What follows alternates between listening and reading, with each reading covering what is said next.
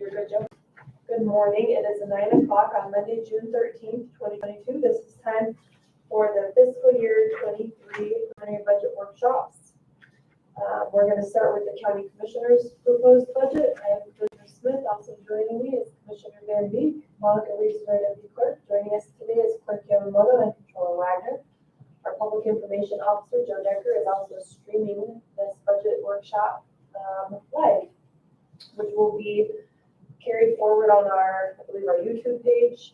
And this is meant for our public to be able to watch and review individual line items for each of the different offices and departments so that comments can be made and collected at the community input meeting in July.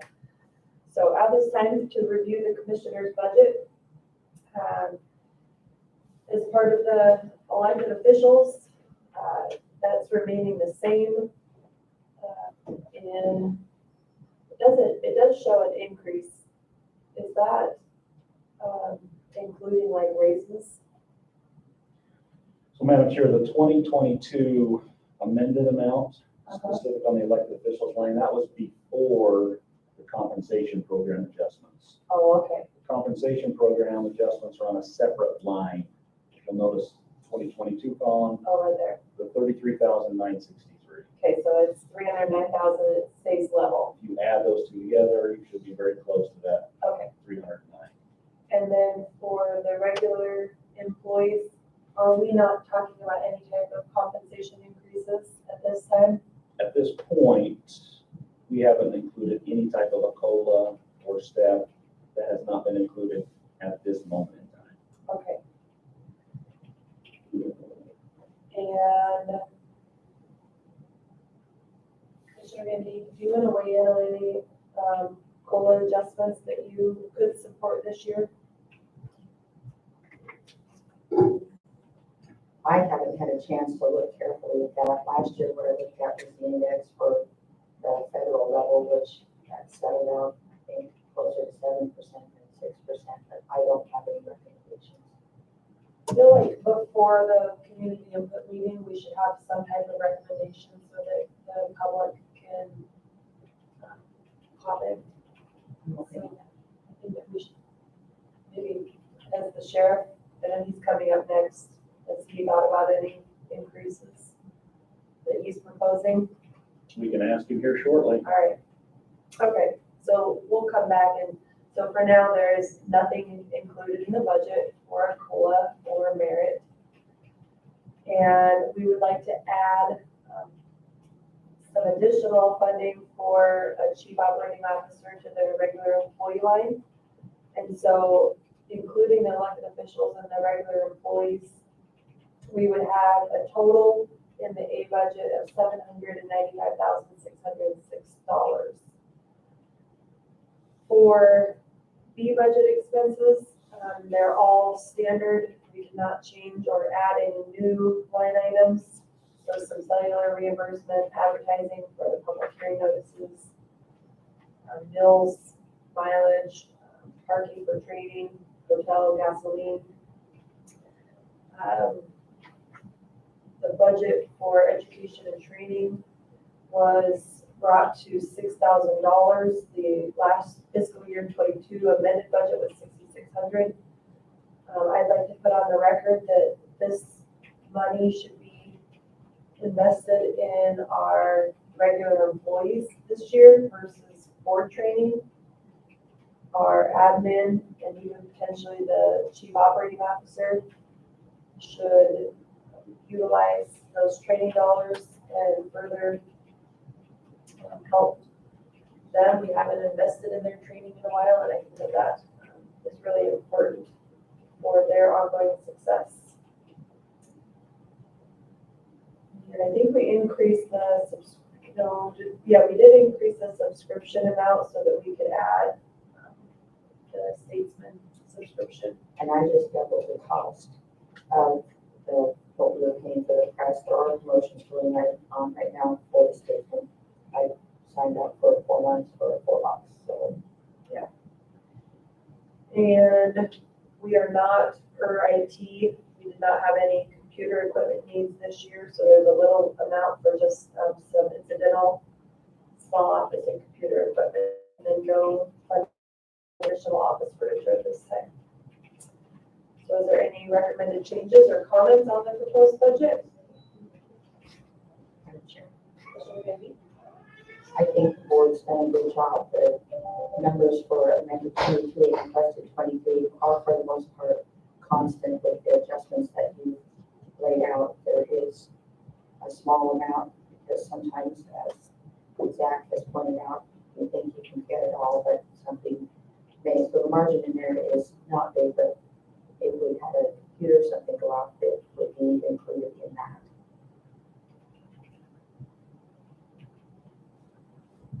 Great, I think we're good.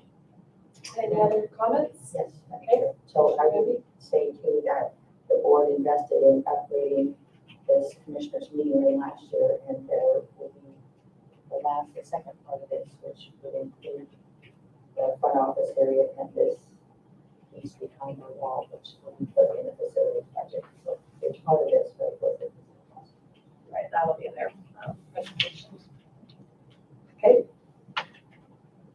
All right. Any final comments or thoughts, Controller Wagner? Not on that specific budget, no, Madam Chair. Okay, We did also include what we refer to as the general department on the second page. Okay. That would be Compass, Metro, some of those other community groups that we contribute to. okay. Tell me about the Attorney General line item for 10,000, the top. That 10,000 was included budgetarily for 2022. You'll notice nothing has actually been expended from that line. Okay. Should we request it again? If you want to include that as a placeholder for any possible needs related to attorneys, certainly welcome to do that. Madam Chair, Commissioner Gandy? when's the last time that line was used?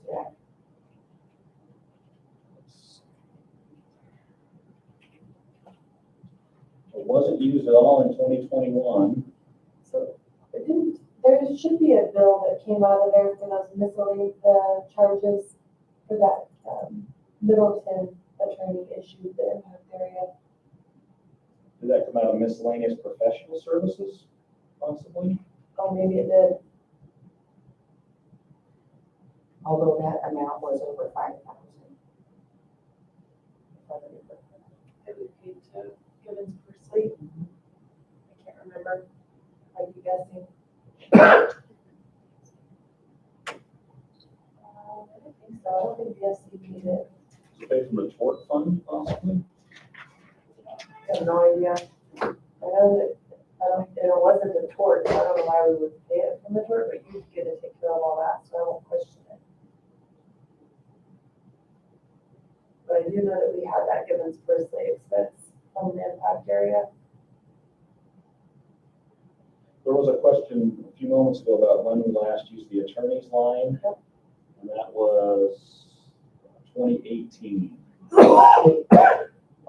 November 2018, $3,571. And do you know what that was for that?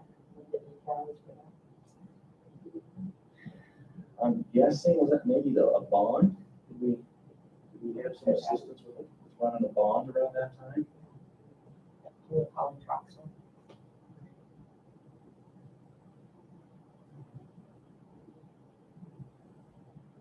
So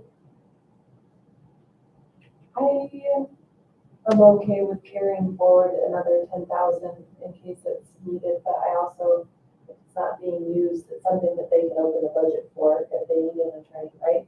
Let's just leave it out. Leave it out? Yep. And then did everyone that asked for money make it into this list? Doesn't look like it. This list is not current. What's the Veterans Service Officer? That would be the Caldwell Veterans Council It's not for the hall. for the hall, yes. How can we call it for an officer? there are certain, and in the past, counties have provided a veteran service officer position to assist veterans. And that's one of the funding provides that type of support for veterans. So they can get access to community programs, Right. veteran services.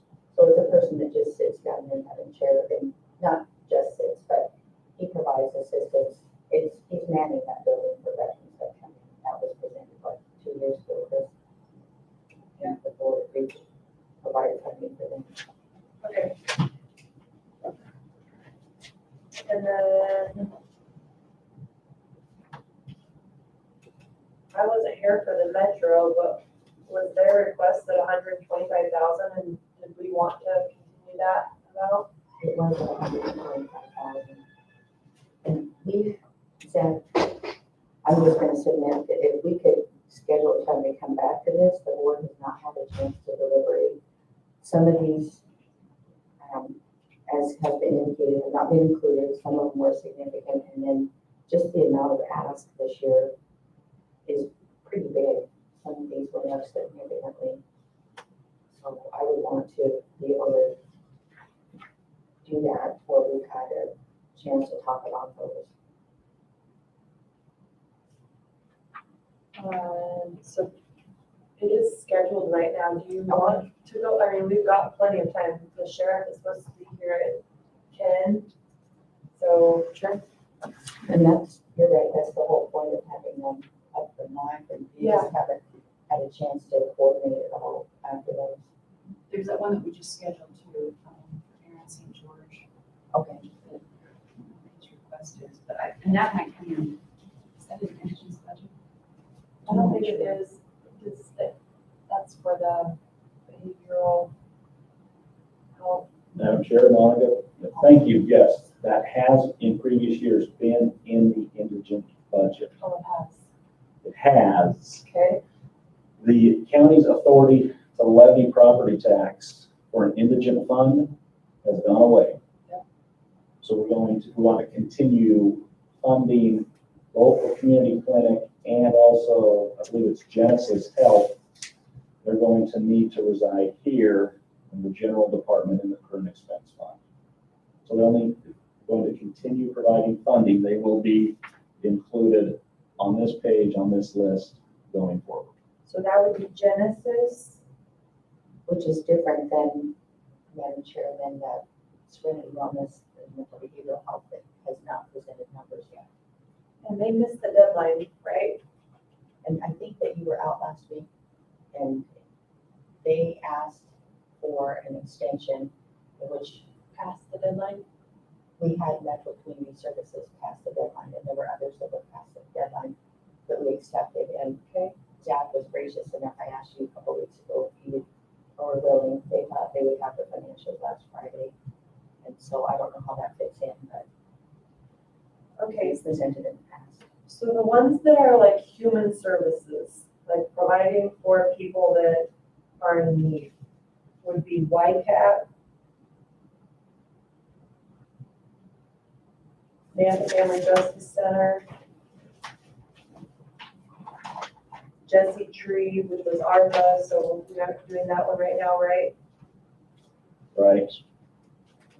And then Janice and Genesis. And Serenity. And then Advocates Against Family Violence. 1, 2, 3, 4, 5, 6. So 6 were Madam Chair, did you reference, I believe it's the community clinic? Serenity Wellness, which is Canyon, was formerly known as Canyon Recovery. That one's Aaron St. George's group. And did Aaron provide information that, because from what we were provided on the record was that Aaron was just operating his for-profit business at this point? Is the non-profit piece still functioning? I think so. They recently moved. I think part of the difficulty they've had in providing the financials, they moved to a location across from Fly M down by Indy Creek Plaza. So they're getting those documents together, is my understanding. And you have, if you could go over that again, advocates. Advocates Against Family Violence, Serenity Wellness, Genesis Community Health, Janus, which is the National Service Programs, Family Justice Center, and White Cap. Okay, and I have one more question. For Well, your, Jesse Tree, they requested 2 million, but they wanted to use ARPA funds. So I think that would be a different discussion. What was your question? the Mental Behavioral Health Board is separated from Southwest District Health, is that right? That is true. And they're funded through, I think, different state programs. I'm not sure, I didn't know if that would be broken out, but that component would be important to consider. And I don't know where that falls in there, but if that's no longer part of that, I think they were funded at 50,000 prior to that. So I think maybe a placeholder for that is, Did we fund the behavioral health board? it was through Southwest District Health. Southwest District Health received those funds, they were to allocate a part of that funding to the Mental Behavioral Health Board. Yeah, so we should worry about that. That money, I know what you're talking about, went back to the state. And so the state it's not being passed through any longer. I see, okay. Okay. So then, do you have Advocates Against Family Violence on this list? Yeah, right there. So they requested 75. And so your proposal would still to be to leave it at 30. Madam Chair. Commissioner Van Beek? And I am not in favor of that. They, as the end point for a lot of those organizations, whether it's Nampa Family Justice or the center downtown, that Southwest District Health manages. Nampa Southwest Family, District Health doesn't manage Nampa Family Justice. no, I know in downtown Caldwell, but still, I can't think of the name that they set up. Oh, the crisis center? Yes. The community crisis. Right. Yeah.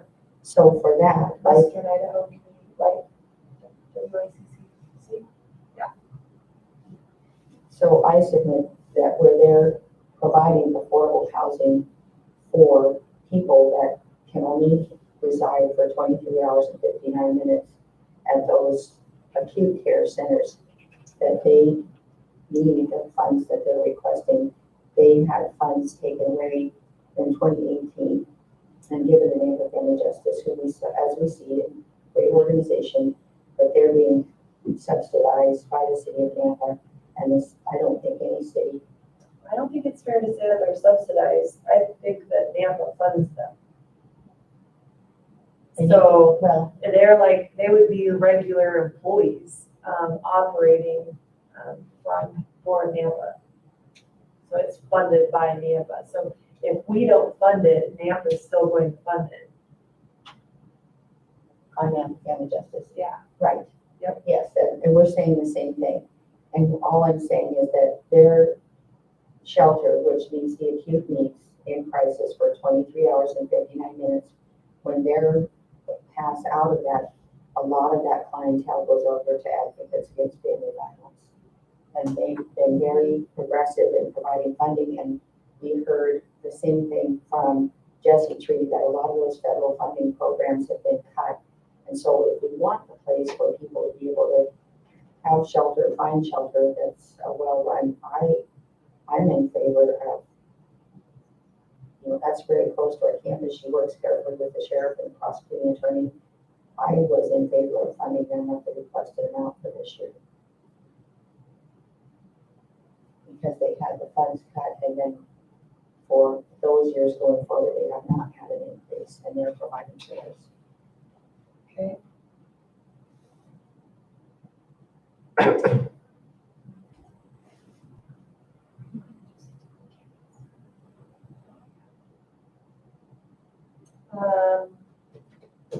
What do you want to do at Nampa Family Justice Center? I think that in the big picture, we should talk, like, how much, there's only so much money without taking more money from the property taxpayer. So, The funding source for All All of of these monies is Property property tax or Right. general county money. There's no dedicated, unique funding source. funding source. Madam Chair. Commissioner Van Beek? Last year, Zach, if I remember right, he brought, there was some confusion about the Nampa Family Justice Center.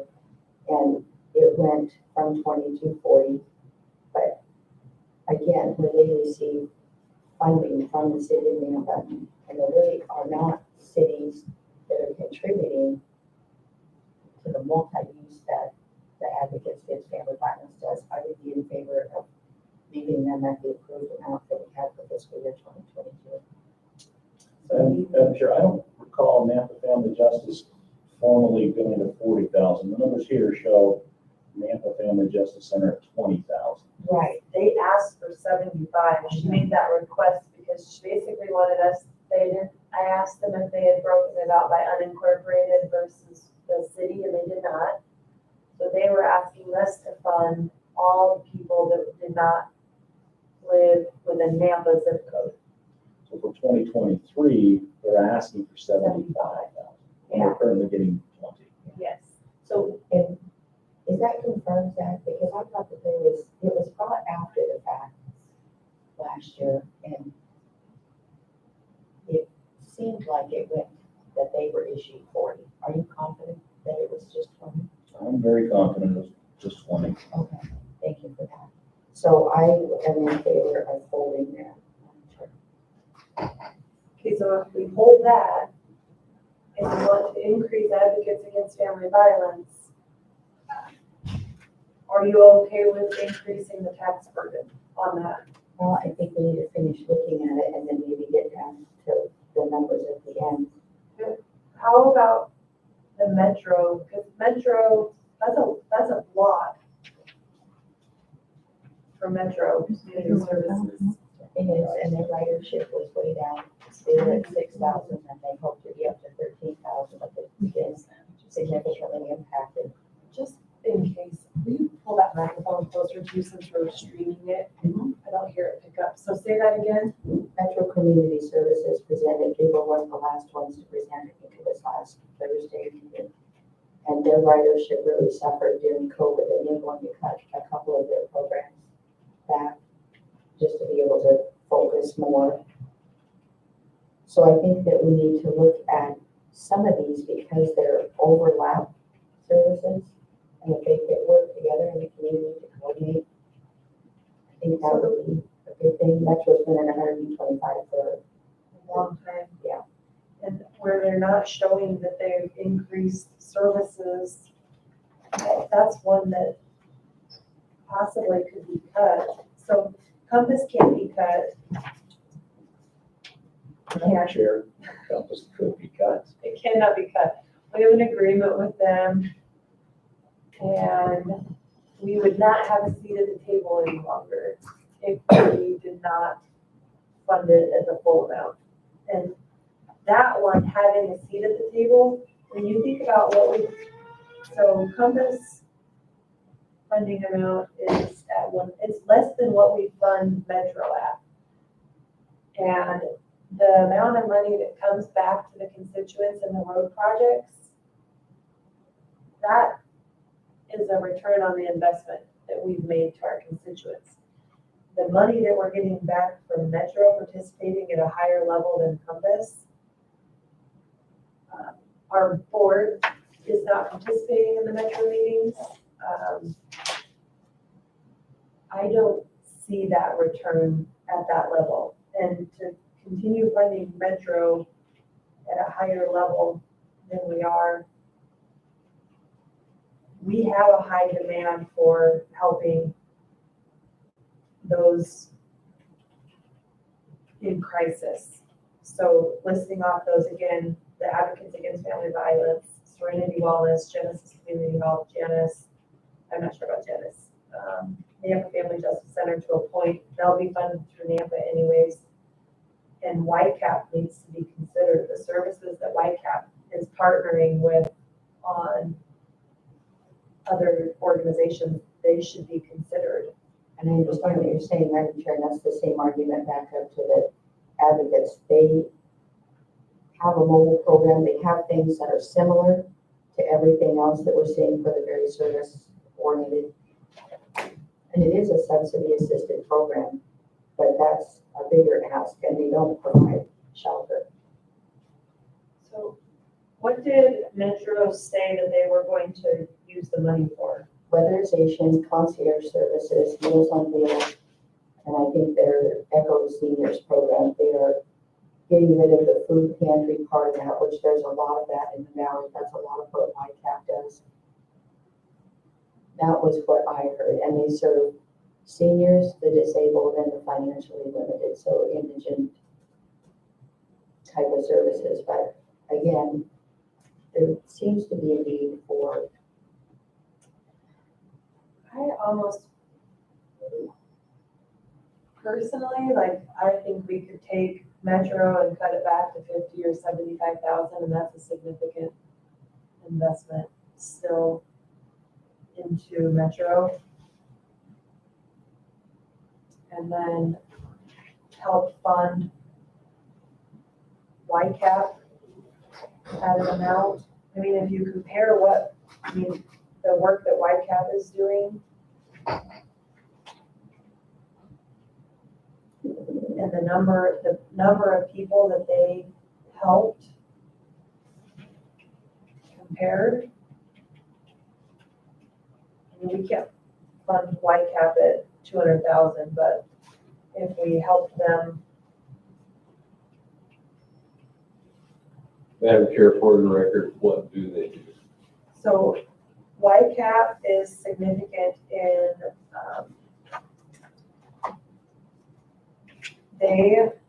they do run a very significant food pantry. They get resources like from Costco and Albertsons, and they get weekly shipments and they distribute that out. They run all of the Head Start schools, which is significant because of the migration or the migrant population that we have. That program, those kids are not leaving, and so it is helping us have more successful next generation kids by having them in these types of programs. They're providing child care centers. Even through COVID, we've heard from a lot of people, one of the biggest barriers of going back to work was child care. So they started going into the schools, in the empty classrooms, and putting in child care centers. They, through community service block grants, they have huge resources with rental assistance, getting people that are homeless with emergency hotel stays. They are helping people with job readiness that move here. They don't just do handouts. So instead of like where someone needs rental assistance, they don't just give you money. They make you get into a program and help them figure out what can they afford and how to do it and get them ready for job interviews. And it's an in-depth program, very similar to what Jesse Tree was also describing of what they do. It's not just handouts. And what is their traditional source of revenue? They have a lot of different sources of revenue. Their operating budget is over 12 million. And they get a lot from, they have a grant writer, and they get a lot from grants.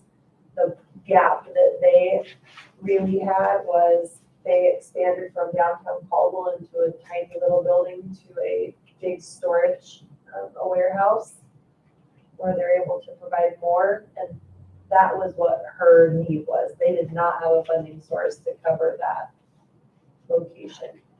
I thought I wrote that down on what that amount that was. They have 2 positions that they asked for. Well, they did ask for those. They wanted the program specialist, which would allow, they brought in one of their employees that is in the schools that helps identify homeless kids. They also provide services for the kids with the right word, when they're helping them like with showering and clean clothes and general hygiene issues.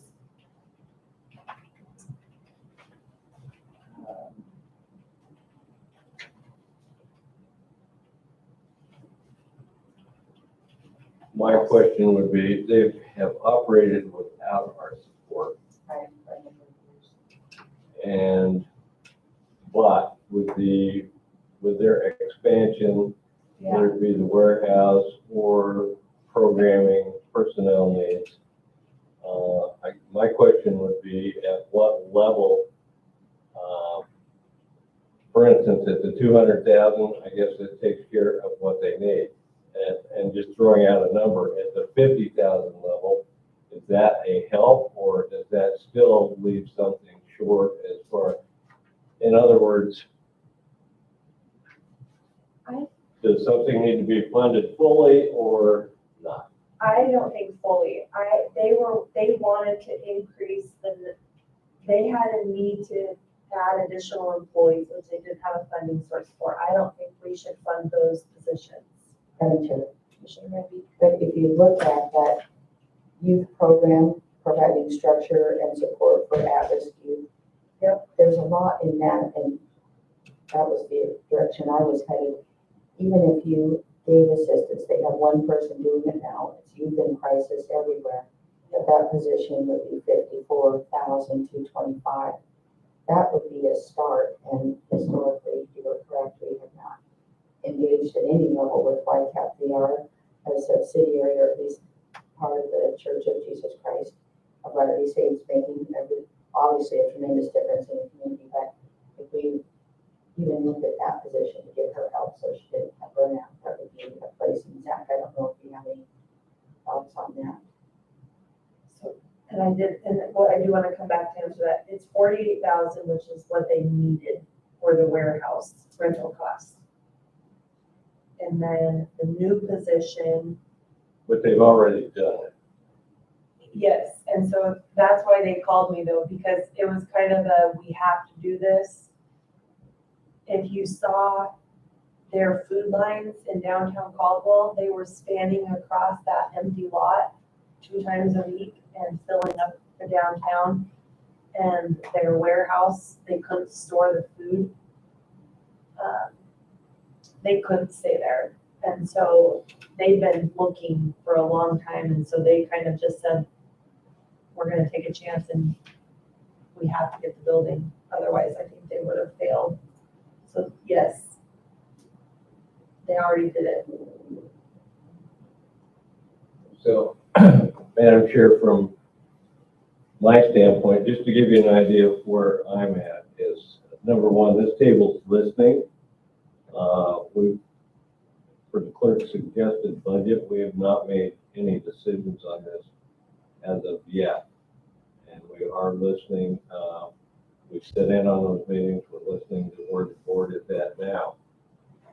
Again, I will emphasize what the controller has said, is that where normally this would have a funding source under indigent, which is going away, this will now be more of a general, and it is property tax. The other was property tax too, but so I probably won't be in the mood to, on the clerk's suggested budget, to be increasing this and adding to unless we cut somewhere. Yeah.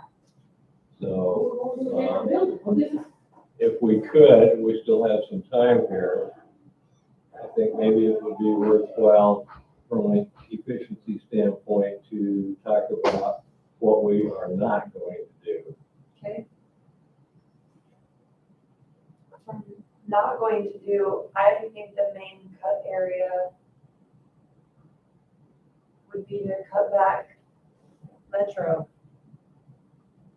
Only because when you compare it to the other programs and the service that's being offered and the return on the investment to the constituent, I don't think Metro's keeping up. Madam Chair. And then on top of that, when you compare Metro versus, what's the Valley Regional Transit? Again, like Valley Regional Transit, they are ebbing and flowing. I love that Valley Regional Transit is doing more of an on-demand service, and that seemed to increase their ridership with our Canyon County residents, including out of the Job Corps. And so again, when you compare the amount of ridership with Valley versus Metro, Valley's providing at a higher level. Commissioner Maybe? And I wanted to say too, I'm going back, because we're looking for places to cut. I know there's been a lot of discussion on the Southwest District health budget. And given that we are eliminating the public defense and the indigent, but if we looked at reducing that, the average salaries on the Southwest District health were around $55,000 for the information that they provided. And we could look at reducing that, because that's still going to be, when I talked to a member of the legislature, the money coming back for indigent and public defense is meant to be property tax relief. So how we choose to use that, I don't know. That's Southwest District Health, we set that budget. We had that meeting with them, and the board, Southwest District Health, even just adopted that budget. So that would be very similar to what would happen with Compass, but worse. I don't think we can change the Southwest District Health budget. It's set. And Madam Chair, That the state of Idaho is not fully funding public defense in Canyon County. They base their funding model on what it cost in 2021. In 2022, Canyon County received 3 additional judges. And now we're talking about 2023 budget. They're 2 years behind.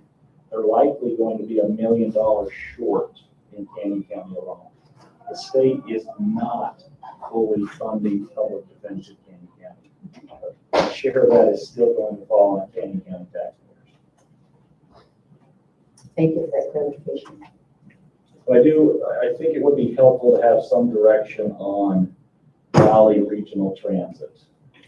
Their request was almost double of what they're currently receiving. Currently, they're receiving just under $50,000, and they asked for over $93,000. What were they in 2021, Sam? Then in 2021, they were just a little under $40,000. So they went up 10,000. From 2021 to 2022, correct, yes. And that was the one I was thinking of. And I still, Madam Chair, this area is not widely known for public transit. I know it's very popular in other parts of this country, but these are almost functioning as an Uber on demand for some segments. And so if we look at the return on investment and how that those tax dollars get spread out, it's a smaller percentage. It's a smaller percentage. I do know that with the rising gas prices, to get people to work, these services are going to be utilized more. The hard part will be they'll be utilized more by the people living in the cities versus rural Canyon County, but it is on demand, and so, well, the DRT one is.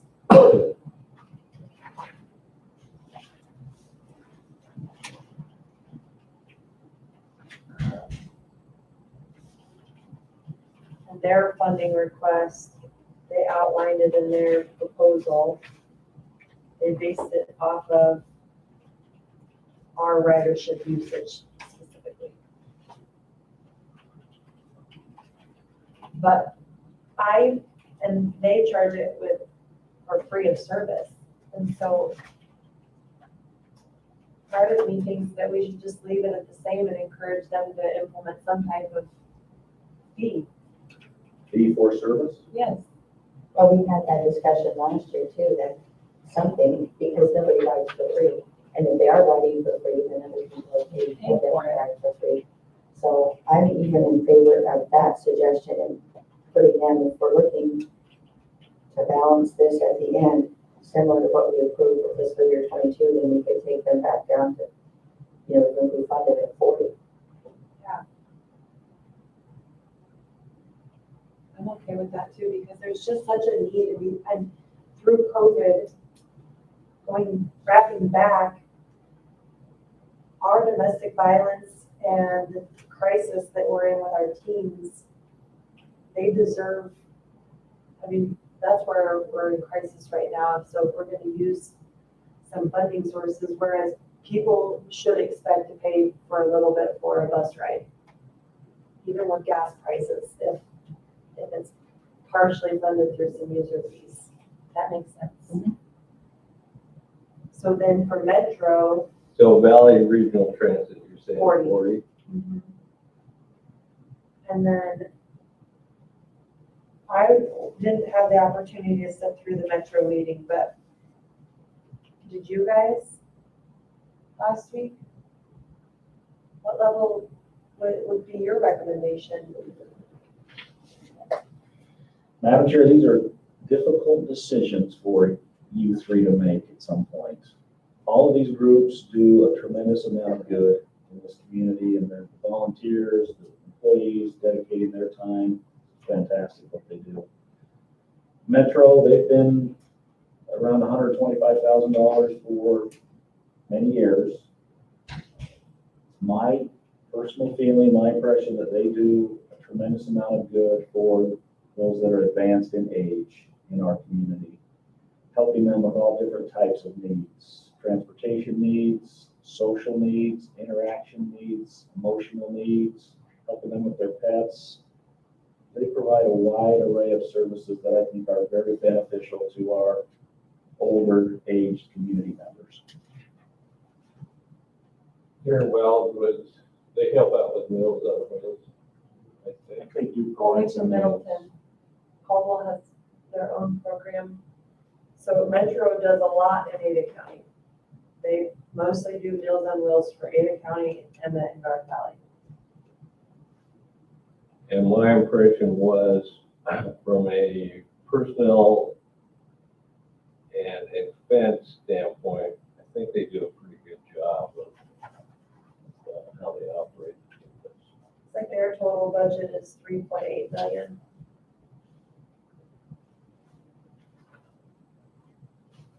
But they didn't provide any stats on the number of people that they served. They did. I only got a one pager.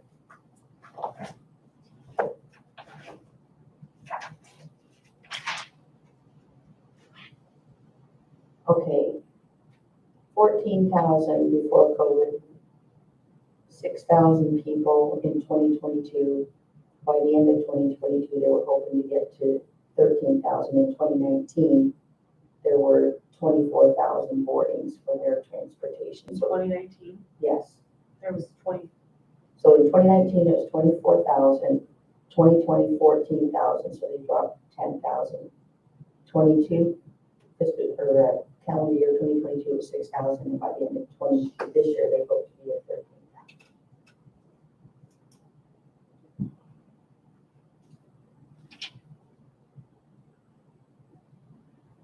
What do you recommend? Well, I'm thinking about all of this. If I looked at their salary information as well, and they have ranges, I think at the bottom end is maybe $19 an hour. And then their top end, I think the director, last year when I sat in on a meeting, they approved a $30,000 increase in that salary. So that is significantly more. Like if we look again, so we're looking at the geriatric population on this end. If you look at the advocates against family violence on the other end, they've had to cut staff, and their staff is making $10 an hour. And so there are people that are willing to work for very low wages because of their investment in the community. So balancing that, I think is really important. And again, I like the program, I like the director. I'm saying, you know, that ability, and for instance, on the advocates, they have people with degrees that are functioning in those capacities. So you and Pam sit on that board, how often do you participate? Not very often. How come? We usually schedule meetings on top of them. When you have participated, what were the meetings like? They have a financial report, and then they have a person, they have tried, not very successfully, to raise money from the community, so fundraising events. They had hired a campaign person to go out and do that. That was not totally successful, so that position, I think, as I understand it, is not in place, but it's, they're over there on this week, probably in a, you know, a building that they have services, as Zach has indicated, that help the community, but those services have been cut back. Is it important? Yes. But again, we're talking about balancing how we I mean, spread that out. how about this? We could do cuts now, they're gonna hear this, and they can come and make a pitch about what would happen. Just like everyone else. I mean, we're gonna have to make cuts in other areas. And so I personally, when you compare it to what we pay, again, to Compass and to some of those other organizations, I like Metro. They haven't kept up with meeting that on demand and provided, they haven't ebbed and flowed and kept up with the need. And so asking for the same amount, I think we should pull it back. I would recommend cutting it in half. Because that would be the funding source for the other areas where they showed a growing demand. And that their numbers kept growing through COVID. I'm sorry, got who in it? I think cut Metro in half and then add YCAP at 48,000. So Metro would be at 62.5.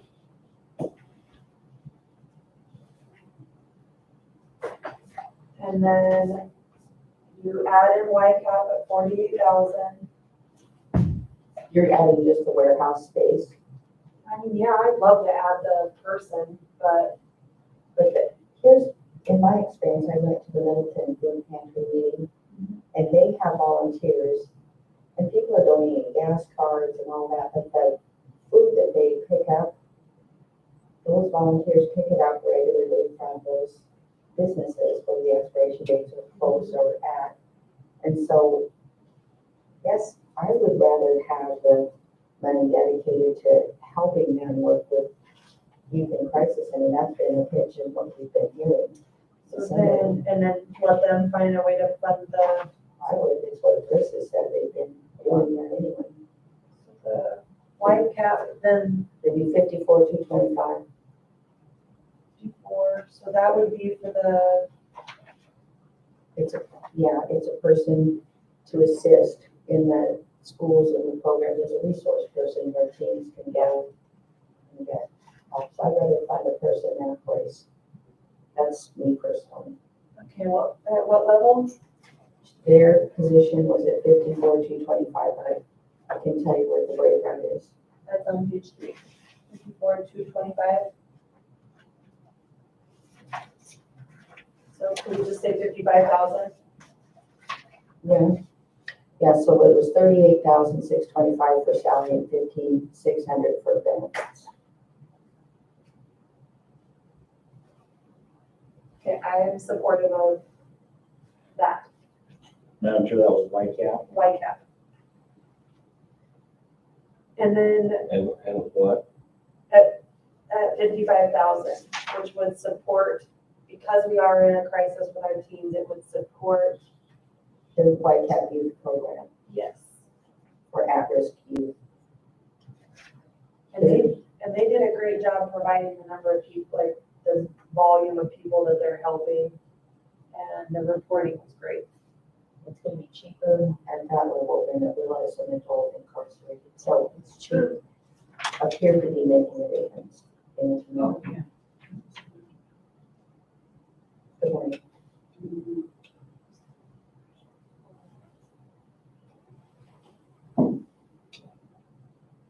Okay. So if we could, before running out of time here, looking at Jesse Tree, if you'll all remember, we turned down the offer from the state, the federal money coming through the state, because we didn't want to develop another system here within the county. And we told the state, do what they will with it.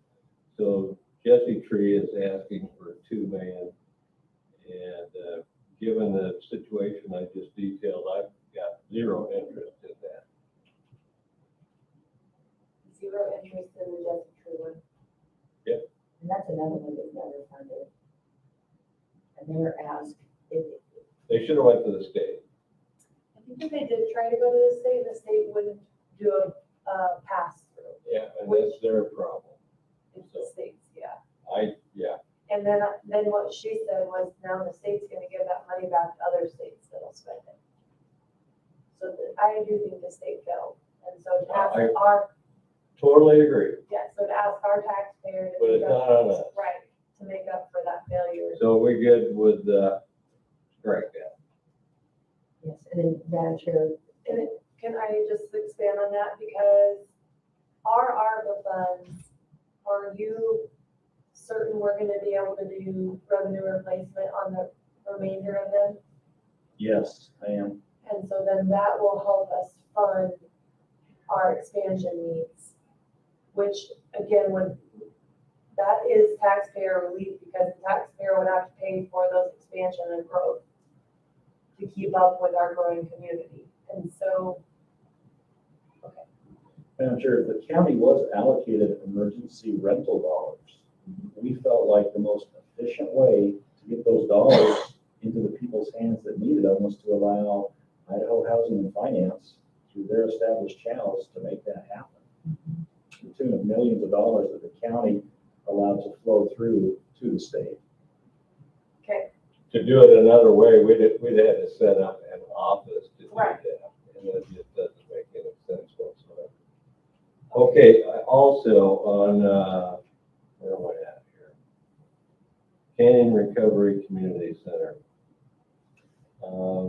My conversations with Mr. St. George was if he couldn't be funded at a certain level, there wasn't any sense doing it at all. So again, my recommendation would be to zero in that line.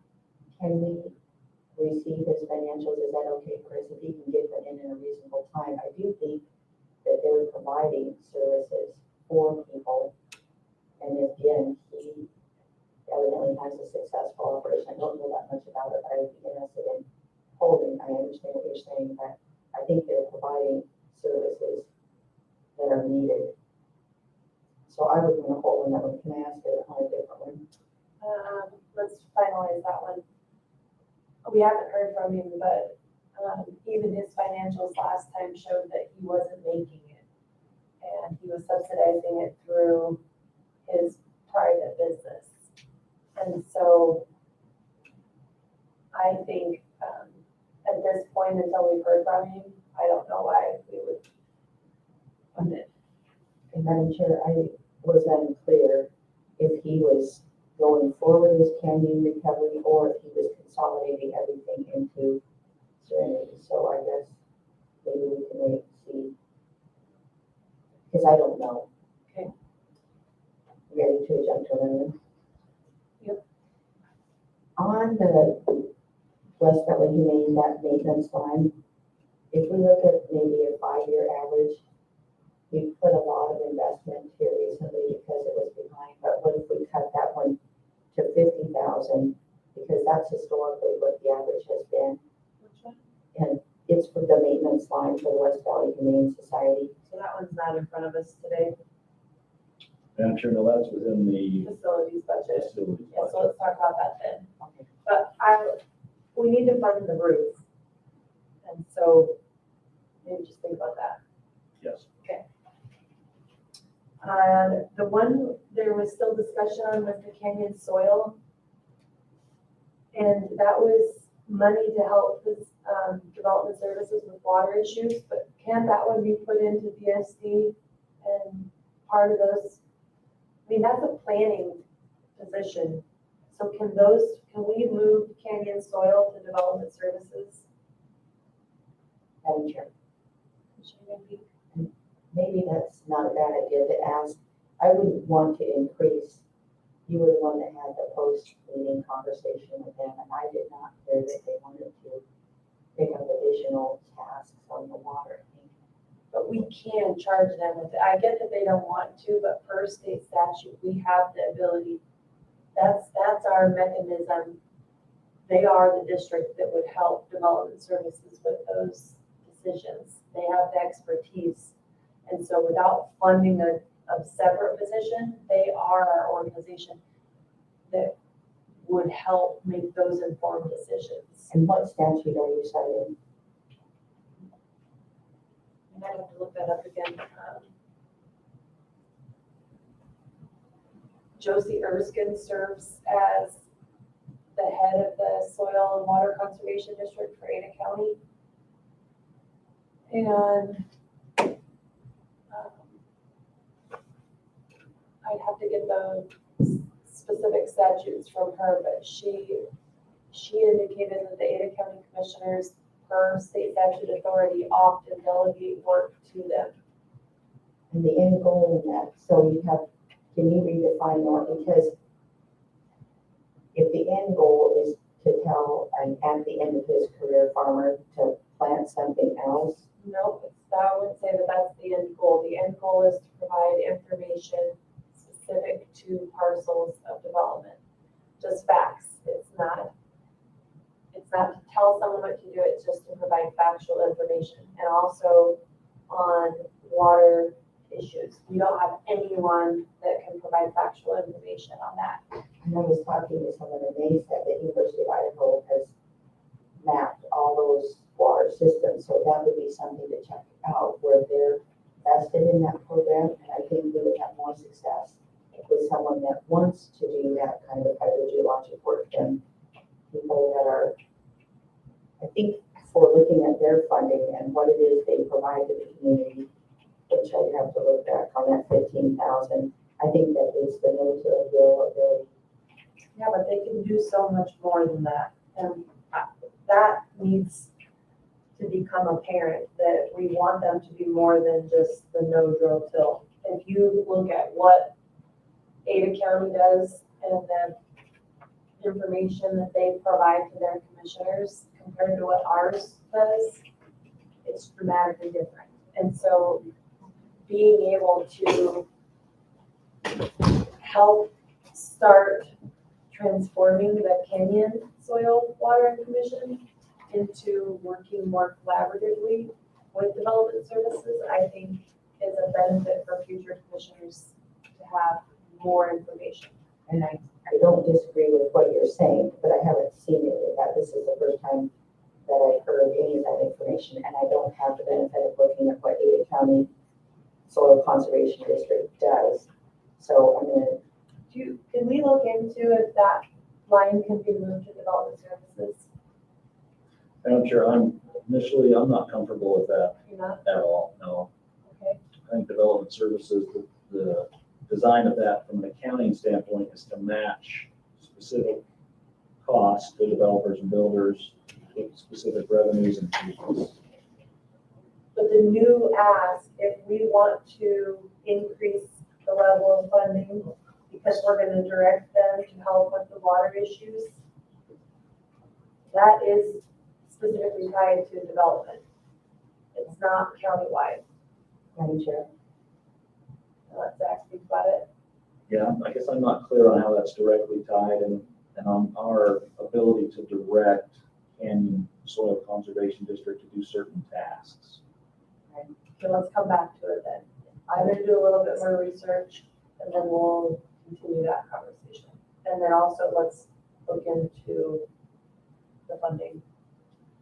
It's my recollection, Madam Chair, that our contribution to Canyon Soil Conservation District helps them get access to significant amounts of federal dollars It does. It's more than just no-till drill. There's a tremendous amount of federal money that comes here through that program. And they did say that if we gave more, they could get more. Remember that conversation? That they had that with David Ferdinand? And then David bumped it, well, the commissioners did, and then they were able to get even additional funding. Okay. And I would want to explore the other agencies, specifically Idaho Department of Water Resources or the University of Idaho Extension, who may have already that information before, again, we increase the ask for property tax dollars on that particular. I think that's one that's in motion. If we're going to change direction, I think it's going to involve a board and willingness and have a clear end goal for all commissioners on what it is we're moving toward for that.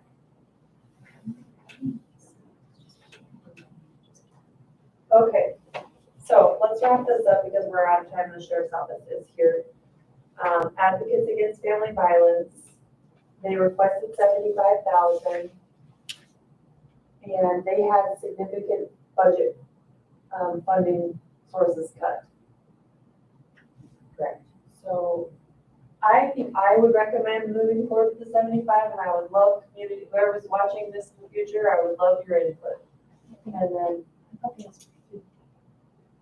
they asked for 75. Or, oh no, that was I see what you're saying. I'm looking at the other line. So it was 50. You have 52?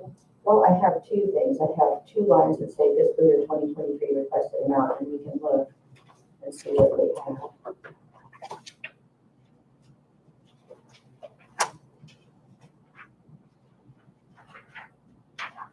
She has 50,000, so maybe there needs to be a clarification. I've got 50. No, I think it's 50. I see it in here. It's 50,000. So I would recommend 50,000. Yep. To reiterate, the $50,000 request in funding from Canyon County provides funding for 333 bed nights compared to the 6,529 bed nights provided in 2021. So it adds additional bed nights. So I would, Madam Chair, sorry, but they are adding another shelter. They're getting ready to go again on another shelter. So are you okay with recommending 50,000 to the clerk? Absolutely. Okay. And then the Veterans Council, continue the funding at 32,000. Yes. Okay. Canyon Soil Conservation at this point, 15,000 unless we get more information. Yes. Compass, we have to leave at 122. We choose to, we'll see what helps out with that. Okay. Genesis, 75,000. We want to remain at that level. And that would. That one is the 1 or 2 day clinic that's open. Well, and in 2018 and 2019, they were cut to 50,000 because that group split with Canyon County Recovery Center, right? Exactly. They were funded at 75 last year. No, I understand it. I'm saying, and I think 2019, it was 75 for Canyon Recovery and Genesis. So they split the 75 at 37,500, which is what's listed on there for Canyon Recovery, and then Genesis came back and asked to have that additional 37,500. Correct? Commissioner Van Beek, Madam Chair, at one time, Canyon Recovery and Genesis were linked, if you will, they were one. Yeah. The total allotment was 75,000. Right. Once they were split, 37.5 went to the Recovery Center, and then ultimately 75,000 still went to the Genesis side. Right. So the county, the contribution from the county increased $37,500 back around 2019, Right. 18, somewhere around there. And didn't they say that they were expanding? They bought a building in Canyon County? I believe they recently acquired a building. I'm not sure on the location of that building. I'm pretty sure it was Caldwell. And so they provide, it's 750 hours per year for Caldwell. Ada County, they provide 2,200 hours per year. And they provide medical care costs at like $3 a person. pretty affordable. We've got to get through this, so what's your recommendation on that one? And it's not a final decision, it's just a recommendation.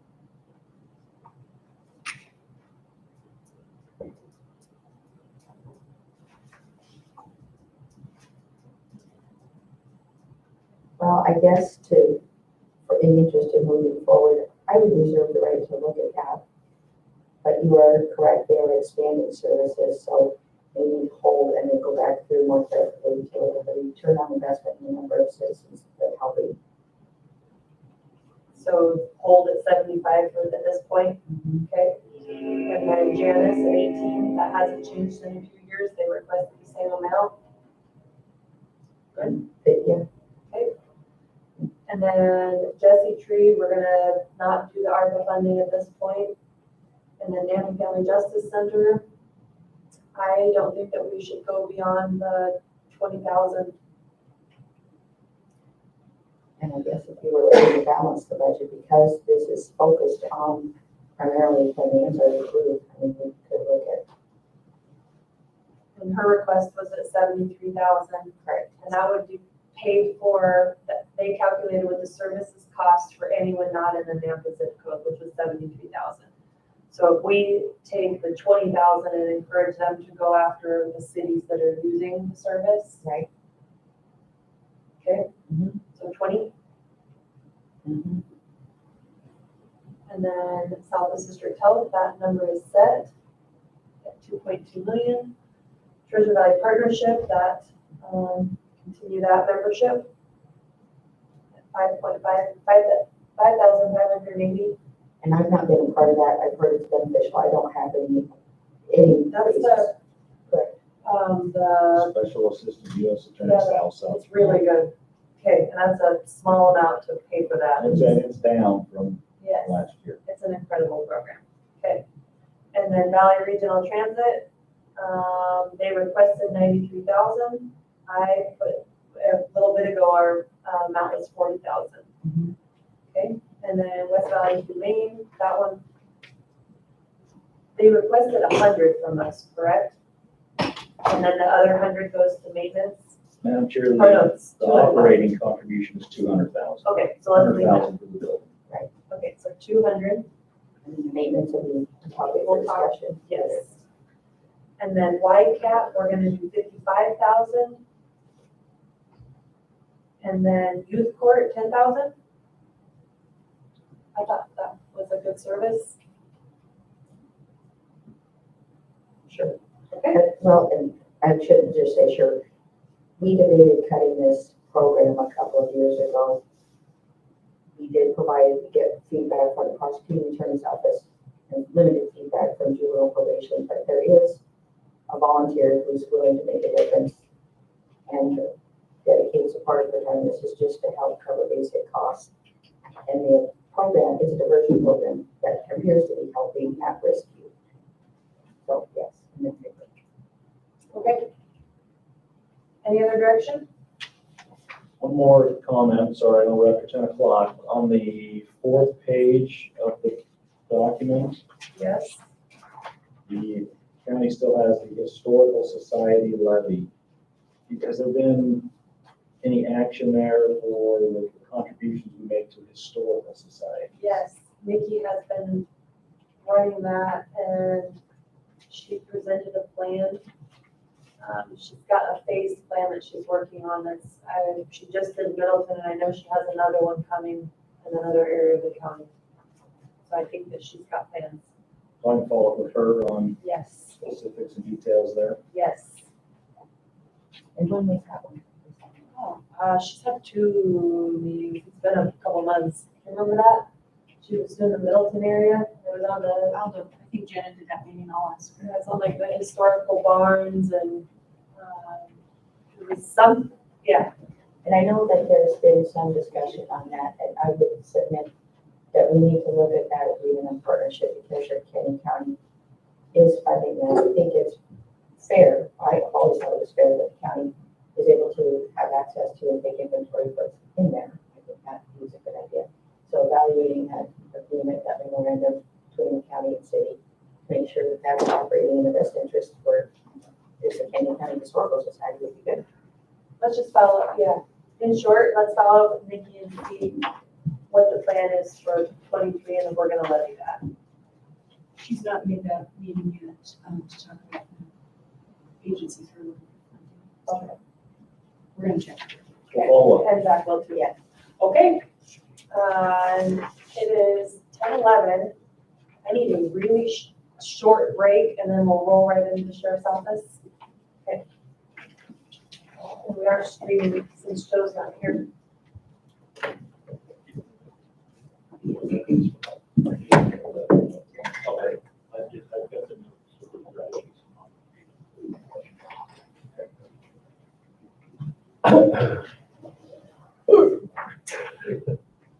Another big spreadsheet. Could you put a little bigger spreadsheet? See if there's poster size. It looks like you're back to buttons. Oh, great, thanks.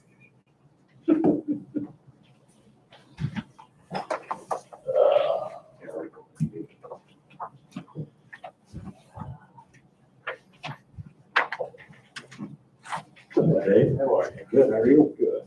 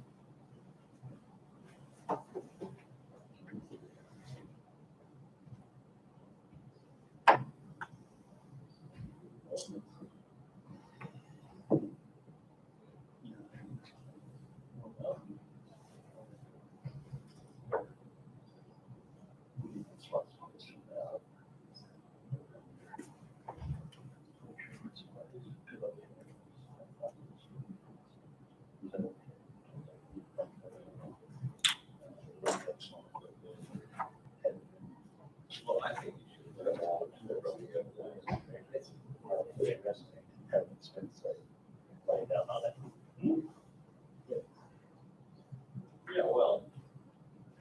Oh, yeah. I'm probably waiting for that.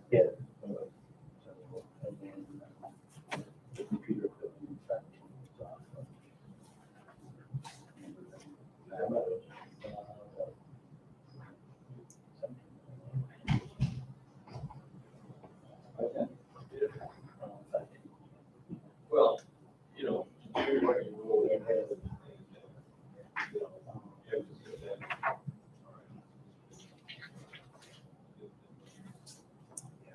But, I mean, anybody is more likely to say something out of one. As a word. Yeah.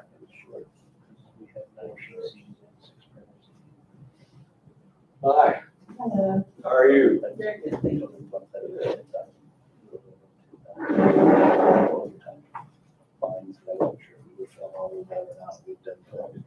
We've done 5.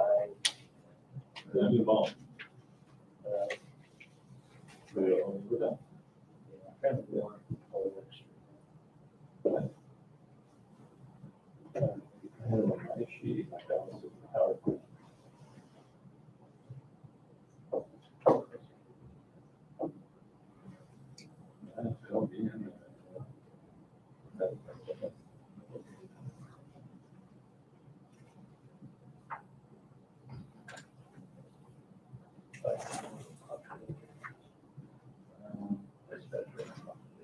Are you serious? I balance these things on Thursday.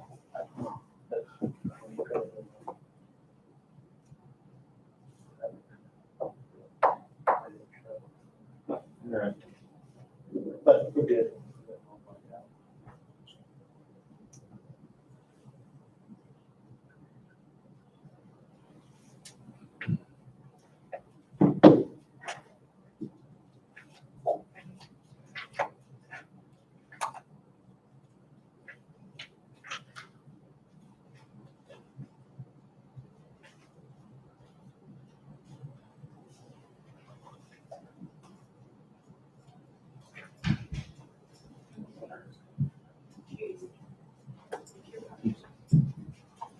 sheriff bring donuts? Won't you bring donuts? Oh, you didn't tell me to. That's the sheriff's budget. Thank you. I wish I would have though.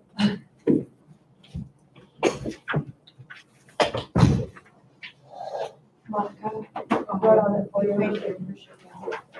You bossed me around well. Thank you. I added. You could, Jenna could get another folder for, so I've got two folders, one for the line. Yeah. 3, 4, 4. So.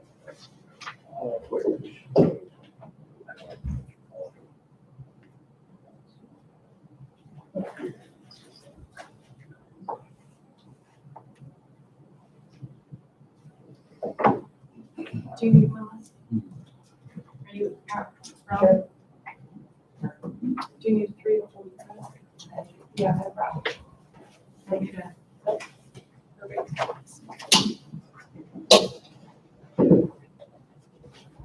How's Terry come back? She's here. Oh. Well, I was just thinking that she could make tabs for the offices and departments. Yep. Okay. Sorry, yes. Ready?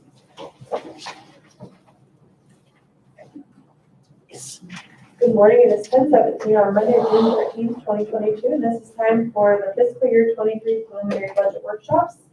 And specifically, the sheriff's office is here for their preliminary budget hearing. And we are streaming this live. This will also be posted on our YouTube page. The intention of this is so that when we have the community input meeting in July, that the public can provide specific comments and feedback on specifically this one, the sheriff's office budget. And then that can be used for consideration by the clerk for his budget, as well as the commissioners for final adoption. And this was our way of trying to increase transparency and an opportunity for comment on budgets. So with that, I'm Commissioner Smith. Also present is Commissioner Van Beek, Jen Rust, our deputy clerk. We have, what did I say? Jen, I'll take. Sorry, Jenin. Monica Reeves, for the record, not Jenin. We have Clerk Yamamoto and Controller Wagner, and Sheriff Donahue, and Chief Deputy Michelle, and I forgot. Dave Iverson, sorry, Dave. Good morning and welcome, and I'm going to turn this meeting over to the Sheriff's Office. Thank you. I'll let the chief begin with our numbers, Madam Chair. And since it is being recorded, and from over there, try as much as you can to talk into the microphone. Madam Chair, Commissioner Debbie. Good morning. It's been an interesting process this year, trying to guess what our future is going to be. We've had, as we're coming through our budget planning this year, we spoke with a lot of our vendors that were recommending 20 to 25% increases in our standard annual supplies, whether it's uniforms, whether it's supplies for jail operations. We would get quotes, and even some of our quotes, they said, just figure that you're going to spend another $20 per unit minimum by the time you can make your orders after the fiscal year begins. So we've worked on some of these, and the example of that one would be mattresses for the jail. We know the price would be more than we've put into the plan, but we would likely be saying, well, we'll back off on quantity at that point to try to stay within what we're doing. In working with the clerk's office this year, we presented our budget request form. We've got several different projects that we've got going or are asking for approval on into this next budget year. I know compensation is still one of those things that's up in the air, but a couple of highlights off of that side would be shortages in personnel that we've got to figure out how to address. In May, our staffing was going to be down 14 vacancy Deputy positions in the jail, by the end of this month will be down 17. Will be down 4 patrol deputies, I believe, 3 detectives, with another detective retiring here within the next month, month and a half. We're not the only agency that's in that boat, though. Every agency in the valley right now that we talk to is facing the same issues with staffing. Everybody's trying to find qualified candidates to come on board. So, Did you see 17 positions just in the jail? jail deputy positions, yes. Okay. As this year, our current fiscal year has operated, we've lost some bodies, some civilian bodies, clerks in driver's license office. Earlier this year, a payroll company moved out of Ada County, moved to Nampa. So all of a sudden we caught another 400 garnishments a month coming in through our civil department. Each of those are approximately a 30-minute entry time on the front end. And so with that, I had a vacancy out of driver's license. We were filling it for driver's license, but because of the need, that position was retracted from full-term driver's license and into records to give them the extra body to try to stay up. I talked to my lieutenant the other day. He said we're probably still 2 weeks behind on average on getting all the data entry done for those. And we just let the attorneys know that we're working as fast as we can to get those things done. So one of the requests this year would be a replacement for that civilian position, the customer service position out of driver's license, which we pulled into our records office. Another position that has been requested would be in emergency management, to give an administrative assistant to our emergency manager to try to keep up with paperwork, grants, invoicings, reports that are necessary. We've got some briefings from a couple of weeks ago that FEMA is going to be adding some additional requirements into emergency management for grant opportunities in the future. So we're still trying to work through those to figure out exactly what that's going to entail. But it sounds like there's some mandatory training, some mandatory certification aspects for FEMA grants into the future, and some of the emergency management program grants that come down are funneled back through the state.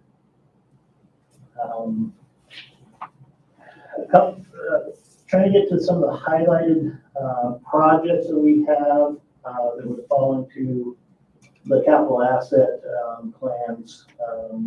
We've got a request for a SWAT rifle replacement, replacing 20 rifles in the SWAT team. Our rifles currently are anywhere, most of them are coming up on about 20 years of age, and they've been kind of composite manufacturers, various makes, various setups.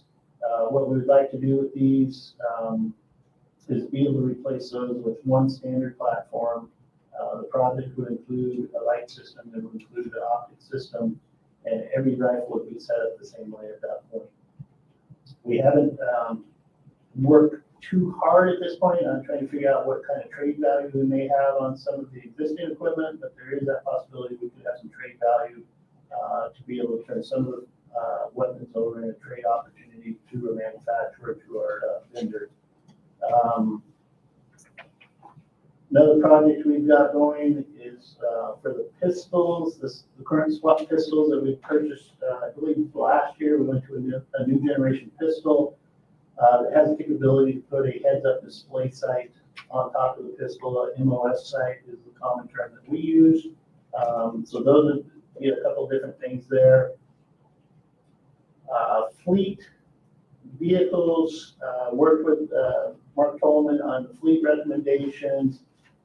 We're looking at 9 patrol vehicles again this year, which has been pretty much our standard. Those would be a blend between straight gasoline and the hybrids that we've been doing. I think 5 and 4 is about how we've been breaking those down. 2 pickups and 1 van. One of the trucks would be a replacement for a CCU vehicle. The other would be a CID pass-through. The van would be replacing one of the old vans at the crime lab. And then we've got also a In all likelihood, at this point, we're almost guaranteeing a carryover requirement for a van that was actually ordered in FY22, but has not even been constructed yet or even being built yet. So the thought process of it being delivered in this current fiscal year is very slim that that's going to happen. We've got our annual pistol replacement for our general issue firearms for our deputies. We've done this probably 5 years in a row now, where we've been able to get some decent trade value, and so net wise, we save about 50% via trade. So that would be a project that we would have. Our ballistic vest on our 5-year rotation on those, it's another high expense item, but it's something that's definitely necessary. These are another item that we are not sure what the price is going to do. We earlier this year, 2 months ago, I think we got a purchase order for some vests. By the time we turned the purchase over to the vendor, he said, well, that's not covering our cost right now. I said, that's the quote you gave us, and that's what we're going to pay. He says, well, we'll eat it this time. So even our vendor right now is looking for options out there for different manufacturers, because he said that he cannot basically even hold his quote for 30 days right now with ballistic vests. So kind of a risk area there. We had a request to, I think it's I don't remember the exact number on tasers. I believe it's 3 tasers, and then a cartridge, or inventory of cartridges for the tasers. The 3 units would basically get all of our field issue taser systems up to the current generations that are in use and supported. There's furniture projects going throughout the office, replacing chairs and tables in the jail training briefing room. A lot of those chairs over there have just been, they weren't the proper chairs, I guess, because of the arms on them, with people wearing seat belts and everything else. They're just getting torn up and rotted. We've got some old 1940s wood chairs from the old office chairs that they're using in some areas over there at this point. But we're making do with what we got. I believe that project was about $6,000 to replace the tables and chairs. We've got a couple other areas where we've some chairs that are going to need to be replaced into the future. At tech station, even some in admin right now are probably 10 to 12 years old, and they're finally starting to reach the end of life opportunity. Training room mats, our current mats over there are many years old. They're starting to crack and tear, so we're ended up getting minor various cuts and stuff like that on our staff when they're trying to train. And we can disinfect them, but with those open mats and stuff like that, there is concern that there's opportunity for infection and that sort of stuff that we'd like to be able to avoid by getting some new mats over in our training room. PC replacements and printer replacements this year. IT went through and gave an inventory update for us. They had a high recommendation of approximately 93 PCs to replace this year. I worked with my staff and we looked at what we truly could get by with. IT was looking at basically saying next year they were going to be coming up on a 5-year lifespan, and we're recommending a lot of replacements in this year. We feel that we've got about 28 PCs that are critical for replacement this year, and then some of the stuff that we do replace, our teams can go ahead and replace some, upgrade some memories in them and be able to put them into some of the lesser used areas, and so still kind of give them an updated system there as well. Our MDCs, our mobile dispatch computers in our vehicles, we have 16 of those coming up on end of life for replacement. We have Cradle Point system replacement, which is basically the mobile modem for our vehicles. that uses a SIM chip like a phone would, but that's our communication point. We've got 27 of those systems that are on into life into support coming up this fall. Our digital information management system, which is a 3-server based data management system for anything from scan documents to videos to photographs, any of those types of things, body cam data. That system is coming up on end of maintenance support opportunity. So that project is actually a relatively high number, about 70,000. But that 70,000 is also with a $23,000 discount from the company for basically client appreciation, I guess. We had body cams and field service section with 20 of those for replacement. And then at the same time, we're seeing a high number of our older body cams in detention side that are starting to break down. And so we've got 35 recommended there, and that would be a continuous kind of an annual cycle to rotate through to keep those systems up and running. 2 different remodel projects that are being recommended. One is for our CID and locker room remodel, which we would delegate space in the CID offices.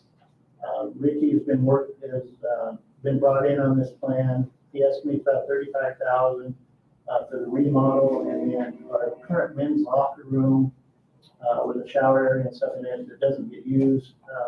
The majority of that would be turned into 2 external interview rooms so that you didn't have to bring your interviewees into the primary area of our investigations section when we're working on things. And then there's also an active booking remodel in the jail that was actually based in FY22, but with all the other projects the county's had going on in FY22, that project has basically been sidelined and we'll be pushing into the next year. There's a couple other things. One was a battery replacement for our radio towers, which would be on B911. I've actually got the documents on my desk right now that we're probably going to be trying to do that at FY22 because of the concerns that we have for our backup power supply in our towers right now, that the batteries in one tower are completely dead, another tower's got leaks, and 2 other towers have small batteries that we're probably just running on borrowed time right now. So we've got the information to be able to move forward, and the funding would be available in the FY22, and it is out of the E91 line item.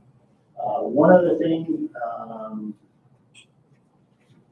I was just notified this morning, the Waterways Grant application for a boat purchase with an 80/20.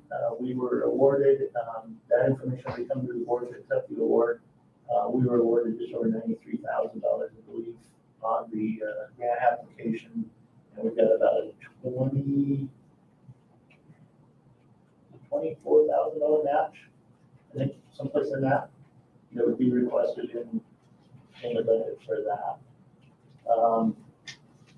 We've got various little things that we've noted just as we're working through. As I mentioned, mattresses, for instance, they were quoted initially at $98 a piece, $16,000 for 120 of them, with an additional $3,800 shipping. The notes that we have on that, we expect another $2,400 to $2,500 by the time we can put that purchase through in the next fiscal year. Little things that go on, as I said, we're looking to maintain a very consistent ammunition budget request. One of our big things this year, actually for the past couple of years, our current vendor is having a lot of supply issues. So we're going to be reaching out to other vendors. We've also seen during the time period from when we placed our order until present, we've seen price per case increases up to $100 per case. So we're kind of having to adjust orders as we go along, and we don't see that as something that's going to get any better in the near future. So. We also have, we'll be applying for a IPSCC grant this year to replace the computers and monitors in our dispatch center. That would be contingent on the grant award to replace the 10 computers, PCs in there with some very high-end systems. The current systems in there are actually, I think they said they were actually manufactured in 2013. But we didn't install them until I think 15 or 16, so we got pretty much our life out of those. Still functioning, but that would be about a $92,000 grant opportunity. We're also working with IT, doing a test run on a single monitor system, so a 65-inch monitor instead of having a separate smaller monitors on the desk. But we're doing some testing on that before we make a decision on direction on whether or not that would be feasible and workable and the proper way to go about it. I mean, there's pluses and minuses on that project if you build a single monitor. Single point of failure, maybe a little bit ease on the eyes, but it's back and forth. Unfortunately, the current systems we have they were manufactured before 4K came into play with the new monitors. The new drive, we cannot update our existing computers to meet the video display. So IT's got a new PC that they're going to hook up down there just for a test run, and we're going to try to get some things done with that. We had a couple items that early on we were budgeting for in the next year's budget: Crime Stalker subscription and our neology subscription for our LPR system. Both of those have been moved into FY22 and been taken care of in FY22, so they will not be. The neology LPR system is a 3-year already covered through HIDA reimbursement. And Crime Stalker, when I worked with that negotiation, I got that covered the rest of this year and all the way through September 23. So that'd be a future plan. Contracts. So a couple of our larger contracts, which would be our VitalCore medical provider, has asked for a $440,000 increase, which is about 20%, taking us to about $2.2 million for that single contract. And then Summit Food Services that does our food inside the jail operations has asked for a 12% increase. We haven't seen an accurate number on those. The current supervisor, Barry, said he's not really good at numbers, so he put 12 cents per tray. And I said, okay, do you want 12 cents or do you want 12%? Said, my bosses are asking the same thing. So he goes, I'm not good at numbers. I said, well, 12 cents if we're paying $1 a tray would be 12%. But so he's going to rework and get an accurate number on that. And then one of the latest things that we've seen that's really been kind of a headache on trying to guess is fuel. And I worked with Don and Fleet to get kind of an annual average of fuel usage for our agency. We're right around 78,000 gallons. I worked with a buffer we've got, I believe, fuels out of three different funds. One's emergency management, one's waterways, and one's justice. And put in $5 a gallon as a placeholder. So there was quite an increase, $125,000 increase just in fuel across the board at that point. As I said, many of these things that we tried to plan in May and June of 2022, knowing that some of our expenditures won't occur until 2023, October of 22 at the earliest, and not knowing what the economy is going to do. I mean, this year, I'd be more concerned on how far we could make some of these monies stretch. But we are still trying to be responsible and looking at what truly we want to work towards needs, but then we also need to make sure we've got a little bit of buffer in there that we can work for the unexpecteds that do come up. we've done a pretty good job of just trying to make things stretch out as much as possible. I was laughing the other day a little bit because my driver's license office needed some new floor mats for their chair runs. And I said, what? We just bought those a couple of years ago. Well, they sent me pictures and they're cracked. And I said, well, mine's been here for 4 years. And I'm not having that trouble. And I looked down the other day and I got a big hole in it. So the packing tape comes out, and just cover up that hole, make it last a little bit longer type of stuff. So, but as I said, we've seen some increases in just our vendor, our supplies, prime lab supplies, different things like that we don't have a control of. We really don't have a lot of vendor options to go out and do a lot of shopping, to do a lot of comparisons. I've got my purchasing officer that still works very hard to waive shipping costs as much as possible, works to combine orders so that we aren't paying multiple orders of shipping, just trying to do those little things here and there. So I don't know specifically if there's anything else that you have questions about. One other thing I just saw on my notes, the CCNU building lease. So they've had preliminary negotiations last week on an increased lease. I think we're at about 36 or 38,000 currently. The Norman family will be asking for an increase to 54,000 annually on that CCNU lease, but there is also a side conversation going on, the possibility that the county may look at that as a permanent asset opportunity into the future. So that's still a little bit up in the air on the direction that may go. Madam Chair, did you plan for that, Mark? I saw that email traffic. Did you put that anywhere in your budget? On the 54,000? Well, on the maybe lease option to buy. I didn't put the lease option to buy. I did, last week we added, increased the rental number in our budget from the 36 to the 54. And I sent Zach a note on that for that added thing.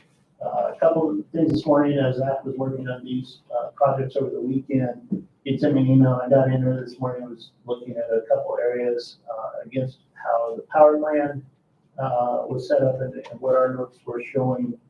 So we had a couple line items that I have sent an email about. Marla, I'm sorry, you're in field services. You've got a number of departments.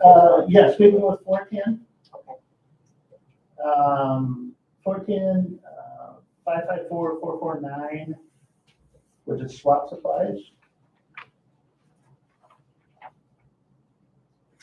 We would be placing 3,000 in that, which has been, I believe, a pretty constant on that. And you have nothing in the house, you're going to go ahead and add. I sent the information to Zach this morning for addition into the power plan. Thank you for clarifying. 554460, which was training supplies, we had 5,000. The 5,000 would just be for the map project. We also try to keep 12, 15, I put 1,500 additional. That would include targets and any of those other things that we have to purchase throughout the year. 577130 burn jag small equipment. We do have the revenue on the burn jag on our anticipated award at 15,000. That just hadn't been filled out yet for that 15,000, so I just added that into that expense line. In 510 budget, 577100 computer equipment.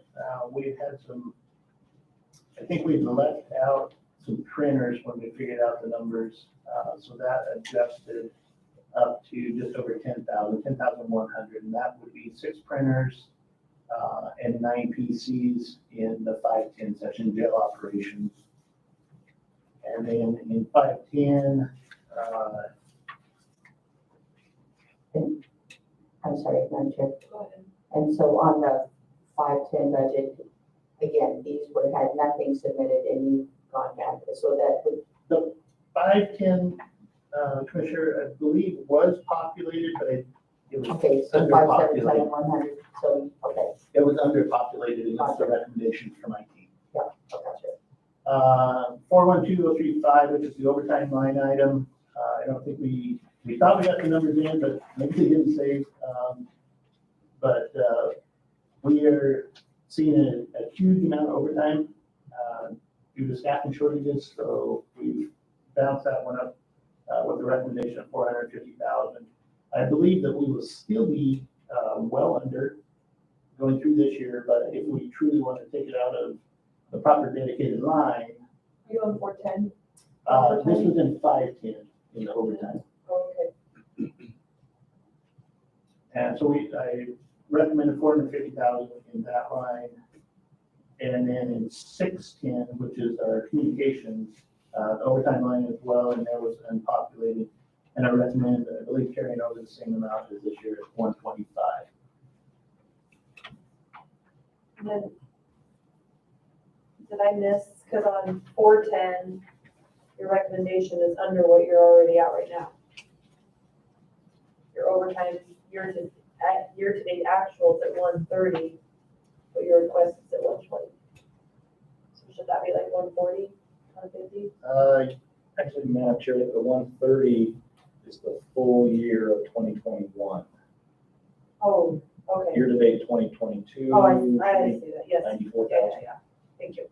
So in looking at that, Madam Chair, it looked like we were going to be very close on that line item as we finish up this fiscal. Yeah. So I didn't ask for an increase on that. But your 450,000 for 510, you think you're gonna hit what level this year? That's because you're I still. think we're at 130% currently on our overtime this year. And at 450, that would be assuming that you're leaving some of those positions unfilled then and having to work people overtime? Or is the hope to fill them and not to have overtime? That would be the dream, Madam Chair, to be able to get those down. As I said, and I know this is an accounting side of the situation, that if we take them out of, if you have all of the salary numbers, which would be your regular shift, extended, and your overtime and then compensation difference, and work out of a single pool of money, you wouldn't see these variations, or it'd be working differently. But as the line items are drawn, you've got regular shift and you've got overtime that are actually line items that are drawn through the accounting process, through auditing, if I'm correct on that, Zach. And that's why I'm redlining an overtime line right now and staying very healthy in regular shift, because we are down the numbers that we are down.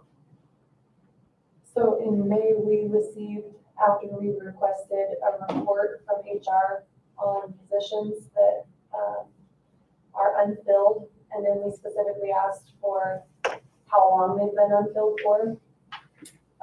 There's 25 unfilled positions total in the Sheriff's Office as of May.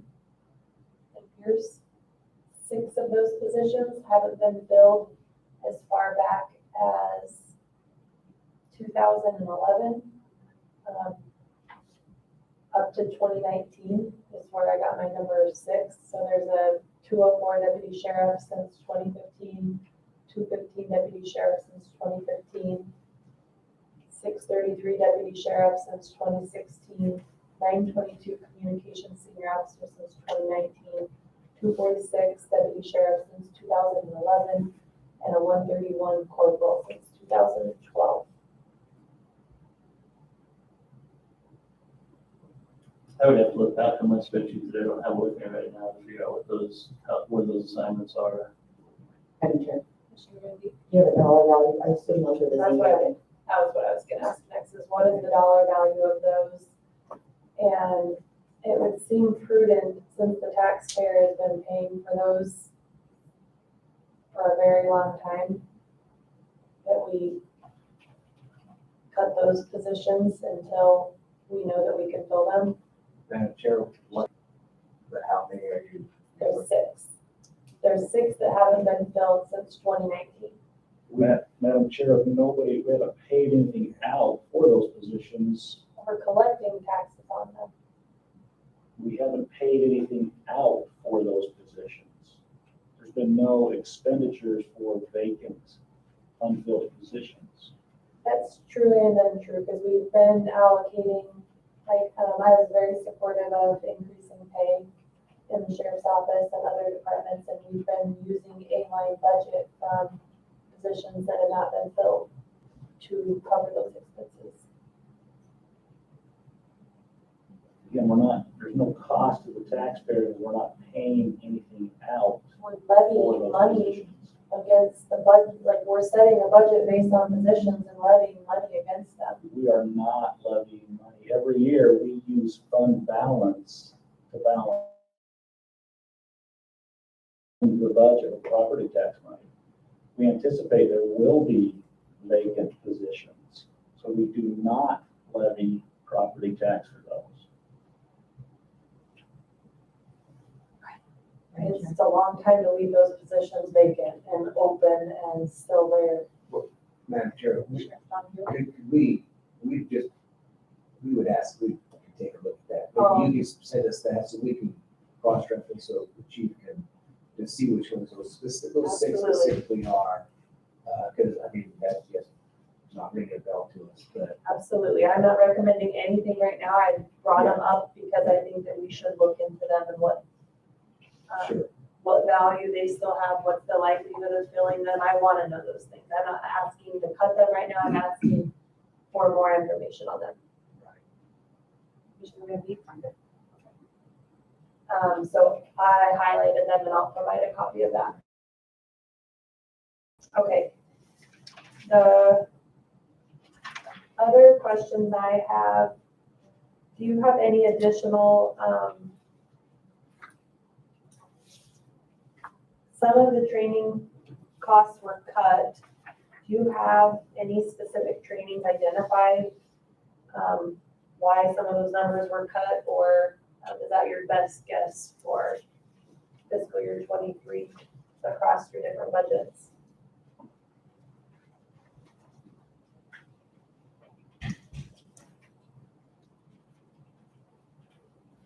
And that would be, are you referring to education and training, Madam Chair? Yes. Like, go back to yours, wrong page. Oh, I have one quick question before we go back there. Payphones on revenue sources, is that the nine, or what is the payphone income? That would be for the jail communication phone system. Oh, okay. And we're down in that, Correct. so they're not calling people anymore, or we just have lower inmate population?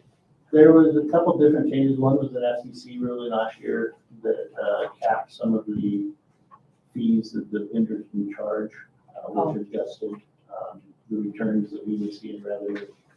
We also have 3 different communication systems plus mail. So whether or not they're using payphones all the time, or we're using the messaging system or the video visitation that could be getting paid externally as compared to internal outgoing the fee. So with that, do you think we can hit the 140 again, or no? Should we drop that income?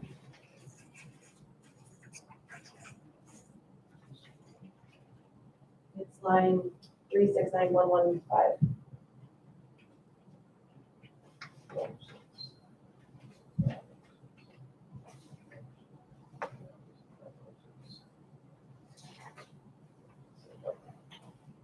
And Madam Chair, you're in 510. Yes, no, 410. 369106 line item for the payphone. Yeah, for payables. Madam Chair, it appears in May we're at about 50%. Yeah. Of our revenue is good. I don't know which way that revenue is going to move. Jail population is staying right around plus or minus against the 400 population.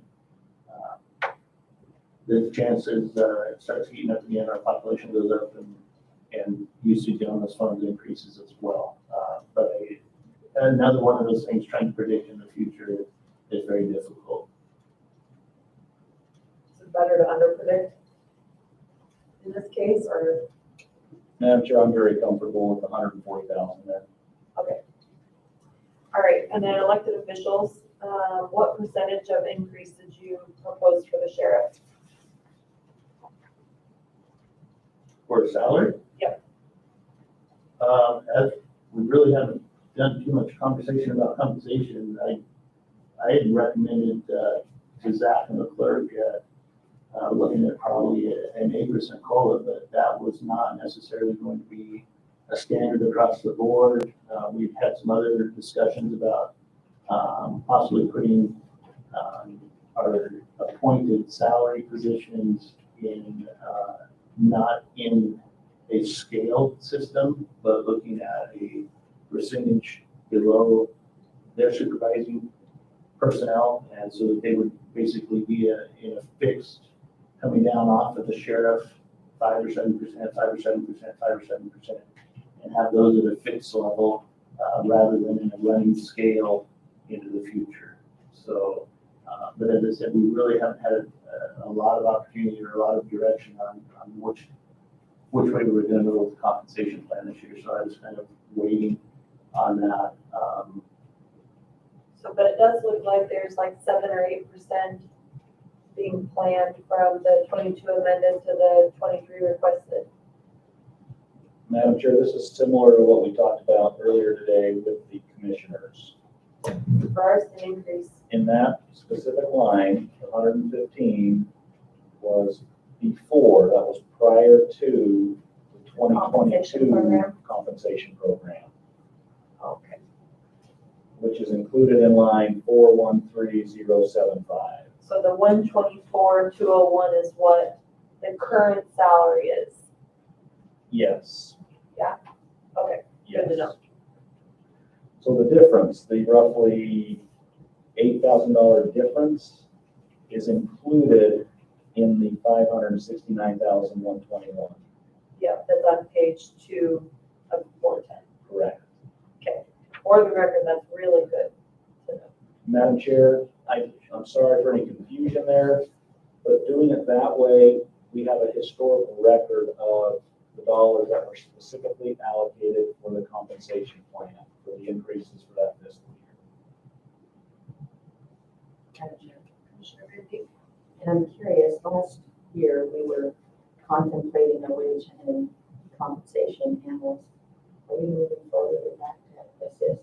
Because I feel Mark's pain and that it's very uncertain right now what is happening. Jennifer sent that to us and they asked for more time for the HR budget because Kate just started today. So I think that that's a good note. Thinking we should. Madam Chair, Commissioner, just for information, with whatever in the spreadsheet for all of our employees, just knowing that's something that can be adjusted quite easily against what audit would need to be able to program numbers. So I mean, it isn't an emergency that we get that direction or that guidance as of this point, but like I said, and the A budget for the most part, other than the overtime, we as the agency were not filling those were being filled with that, filling the compensation numbers for the most part. Yeah, okay. How about holiday pay for this 410 field services? How long has it been since that 100,000 has been used? Madam Chair, that's a unique accounting exercise. The actual expense is recorded in a regular employee's line, 412030. But we need that 100,000 in there for budgeting purposes, especially because many of the sheriff's office personnel work on a 28-day schedule. Madam Chair. Commissioner Bibby? Yeah, if you want to finish it. No. I have a question. In working with the climate, which you guys are out there every day, there was a recent article from a North Idaho person that got shot. It was a mental health crisis. What's the sheriff's position on incorporating a psychosocial critical incident task force person or providing education and training as we look at that budget line for assisting with officers, not only for their own mental health, but as they go out on call. Thank you, Commissioner Van Beek. Madam Chair, we're not in a position to put mental health, are you, let me clarify, are you like a social worker, mental health, not even an advocate, but professional, is that? Yes, I recently met with Judge Petty and looking at, he's deeply invested in the process of looking at what mental health looks like, even at the federal level, and trying to make a difference here locally. And one of the things that they did with the decriminalization of the mental health and opening no longer state hospitals, limited use on that, is having someone to assist officers in the field when there's an acute crisis of mental health. People, many times if they're trained, well, I'm not saying many times, I'm saying the statistics show that training for in that field can reduce the fatalities, which that impacts your officers and time off and mental health, all of that. And then in this instance, it was identified as a bipolar disorder. And if there's probably going to be a lawsuit that's filed. I don't know that they have anyone trained specifically on how to deal with that, and yet we're seeing an increase in that. So if you weigh the cost financially against the cost to society, I hear what you're saying on the budget, but I also hear maybe in unwinding some of those positions that Commissioner Smith has identified, you might find funding source for someone to assist your officers. Thank you, Madam Chair, Commissioner Van Beek. It's, as you all know, mental health is a crisis in our country, right? We can all agree to that. It's probably unprecedented numbers. But putting another person into a potential volatile situation is not something law enforcement, in my experience and my authority, that I'd be willing to do. First of all, you'd have to have someone that's available 24/7. Not every call, thank God, is a mental health call, but trying to determine what's a mental health call and what's not, when you're going to dispatch that person, would be nearly impossible. Quite frankly, our officers are trained as good as we can get them. Obviously, training into the future is very important. Dealing with mental health issues, we do that through block training, through training provided by NSA, ISA, and others. And to de-escalate the situation. But what my concern would be putting a citizen, is kind of what you're describing, into a position that they're going to be susceptible to harm. If that person who's having a mental crisis goes for a weapon, has a weapon, any numbers of things, that person is going to be, I'm not willing to put that citizen in harm. That's my officer's job. They're trained for it. They're protected with the equipment we give them. And although I think that's probably an evolving thing, I'm not in a position right now to commit to having it. I think that we're going to see, personally, I think we're going to see entities, agencies, jurisdictions who do that. I think we're going to see injuries to those individuals, which is very unfortunate. I think their hearts and minds are probably in the right spot, but they're not trained to do what we do. And I don't know if we could ever been trained, because they don't have the mentality of what we do, and we don't have that mentality of what they do as a social worker. So I think that's probably a conversation that's out in America right now. Certainly not one that we're reviewing to put officers. I think it actually jeopardizes the officer at risk too, because now we're looking out for one other person entering into that fray, and I think that's incredibly dangerous. But I think our stance, I guess, is our goal is to continue to provide training to our officers and the realization that people do have mental health crisis in this country, whether it's caused by drug addictions, alcohol, economic stressors, whatever that is, and we're going to deal with it in the best that we can. But to enter another person into the scene is not something I'm contemplating. Chief. If I can add that, Madam Chair and Commissioner, a few weeks ago, we did receive some information in Ada County. So with the Star annexation into Candy County, So Ada County does have a CAT, crisis negotiating team, CIT, whatever, crisis intervention team. And they've advised that that is a resource that could be recalled or could be called upon by our agency if needed. If we had a situation that got to that point, we could actually call it a team.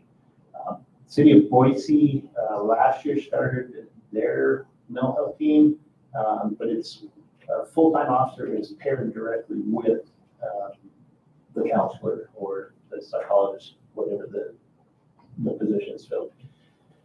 With Canyon County right now, I would say that your better option would be looking at a group that would work with all of the law enforcement agencies, individual law enforcement agencies having a specific person assigned into their agency. Like a contract, is that what you're saying? Possibly, or as I know the commissioners have been talking with Southwest District Health about the crisis negotiator, the crisis centers and those opportunities out there, maybe it's something that along those lines would be a resource to be available to law enforcement, whether it's Canyon County Sheriff, whether it's NPD, whether it's Department PD, instead of all of a sudden, here's one more employee. And once again, this, to me, this kind of links similar to experiences we had running medical in the jail. We're very good at law enforcement. We're very good at being police officers and understanding that. We weren't good at figuring out how to run medical. We weren't good at figuring out how to do mental health treatment. We were relying on the employees. And it would be, to me, it would be something similar that if all of a sudden I had a counselor or an intervention specialist or something like that comes in, how am I or anybody else with my agency, how are we making the decision to say, well, this is the right person for what we need, because they're the expert in their field.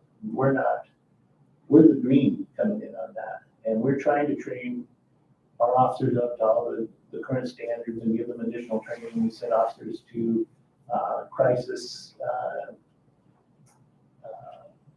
not negotiation, but working with people in crises. And then those officers come back from that training and then share back through our block training in-house the things that they've learned by going to these classes. So, we're working towards those directions and trying to figure out.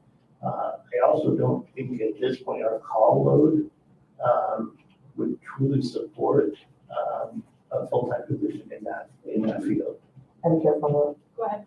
I had someone approach me last week that evidently has a full-time 24-hour 7 person that would be available, so you would be interested in considering something like that on a potential contract basis, is what I heard. I think that would make more sense for the county to look at, that you would do it as a piecemeal, as called type of payment plan rather than putting somebody as a full-time employee with everything else. I don't have the statistical numbers in front of me because it's been several weeks, but the mortality rates for involving someone like that as a negotiator spoke for themselves. It was significantly lower than when they were not involved in that. So I will try to get additional information. I have a follow-up meeting with that, but thank you for your willingness to at least entertain that. Thank you.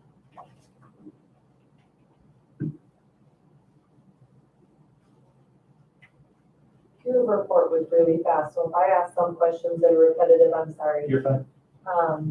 The hospital services under 510, that's contracted, correct? So this line for 140 hospital services, is that if our providers can't provide them, they go to the hospital? So, Madam Chair, our provider, the way our contract is currently written, once they become an inmate, then our provider covers the hospital visits. However, we have situations ahead of time where they come into custody prior to admission into the facility, that we would end up covering those hospital charges if we have to transport somebody to get prior to coming into jail operations.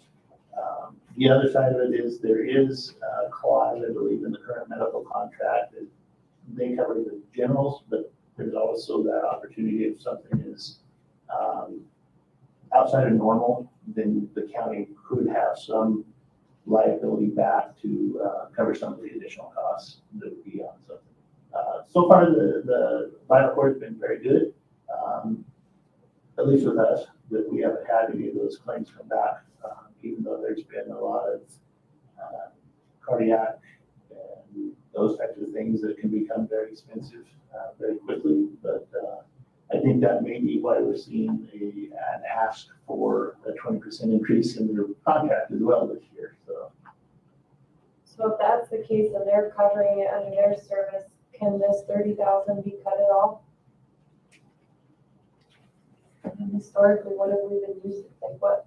I mean, we only used $1,521 for $335 this year.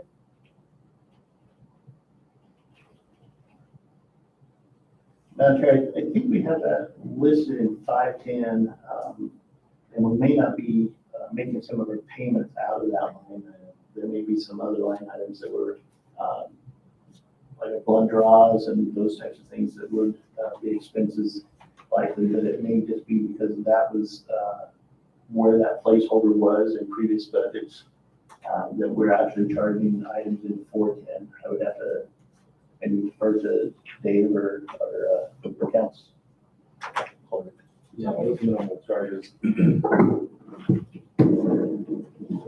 would come out of the jail, and they would be construed with objects.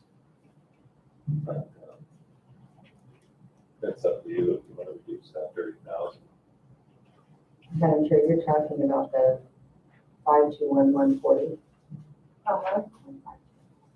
Zach, do you have the beyond 2019 historical, or even 2021 historical? I do, but I believe back then, we're operating not under the current contract Okay. circumstances, so those expenditures would be significantly higher, not comparable. Okay. Well, I won't make a recommendation today. I do think that's an area that you could look at. And then, sorry to backtrack, but for Zach, the only area that overtime has a 0 is in the 410, but the other ones have actual overtime expenses calculated out. How come it's different for 410 compared to 510 and 610 and beyond? I'm not following you there, I'm sorry, Madam So Chair. in 410, when I asked the question about overtime, let's see, 410, I see the overtime. Let me find out where I was looking at. Overtime paid out was 120.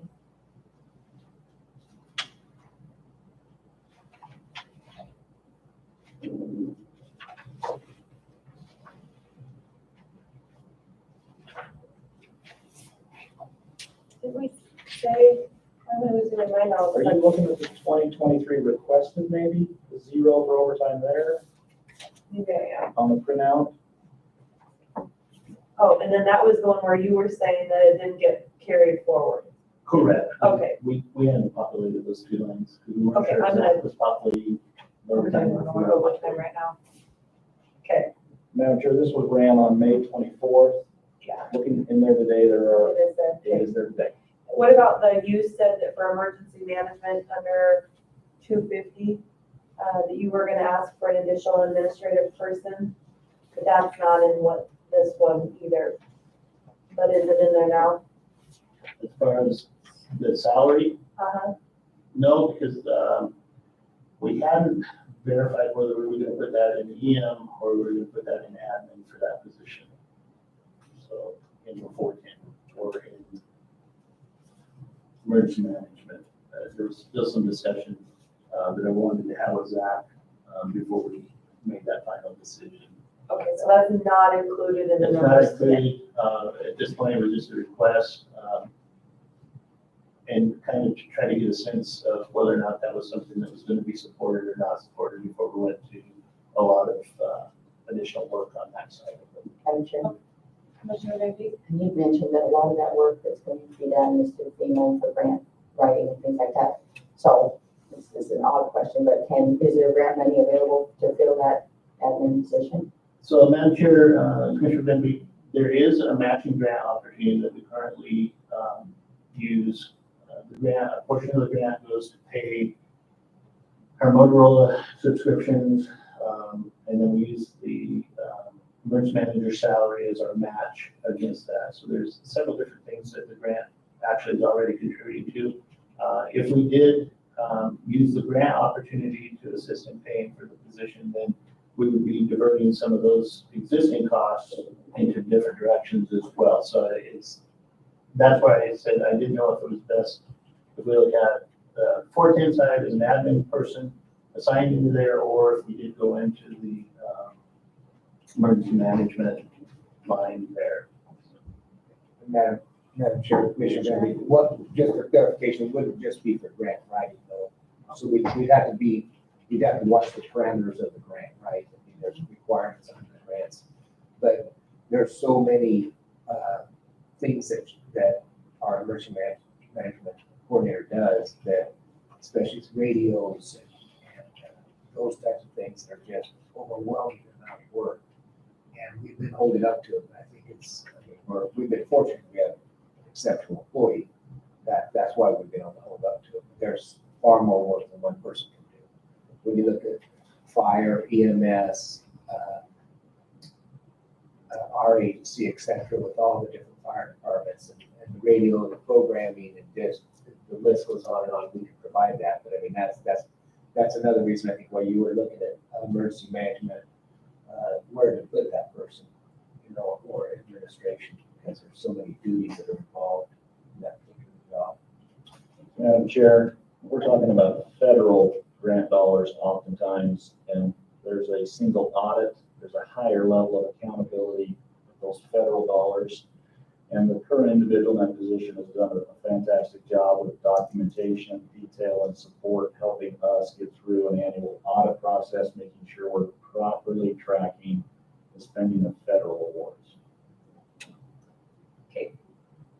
Another question. Okay.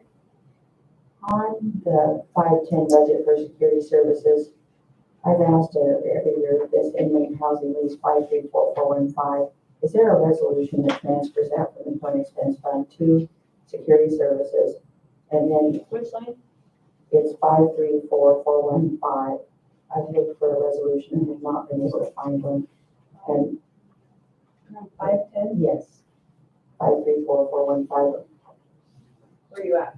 I can't find it. That's okay, it's about the middle of the page. It's under the, if you look in the section for 53 expenses, there's service contracts, inmate housing lease, and Okay. construction Oh, contracts. Yeah. So that, I have not been able to locate a resolution, and then as we, So what's your question of? well, first of all, where is the resolution? And then second, as we look at Can trying we to, answer the first question? Sure. And what do you mean by a resolution? So you're asking for a resolution that does what? that transfers this from the current expense fund when that was initially proposed in the, I think it was a 2018 budget that was in current expense, and then it was moved. And so I understand we need a resolution to move between accounts like that from current expense to security services. I don't get it. Go Madam ahead. Chair, is that, just so I'm clear, we're talking about inmate housing lease. That's not the number of shows. Can you, What we're talking about is the annual lease payment for Pod 6. Because that is currently used for housing inmates, security services, we feel like it's most appropriate to account for it in the justice fund, in the security services function. That most accurately reflects the actual use of those dollars. I understand what you're saying, but historically, when there's been a transfer of money between accounts, I did ask about this at an IEC conference. If you're moving that, do you have to have a resolution? The answer was yes. I've not found one for that. And then future, so this lease expires in 3 years or 2 years. There was a, whatever that lease period was, okay? So that would be approaching. And then it would be careful, we would want to be careful with the tracking of those dollars on what that goes to be used for, because we specifically told taxpayers we were taxing to provide for a housing for inmates. And so this could be a significant part of an annual lease payment to provide for a new jail facility, new security services. That would be the right use of that. Our Madam Chair, Commissioner, and Zach, maybe Back when we started this lease, it was placed initially in Justice in Fort Hamm.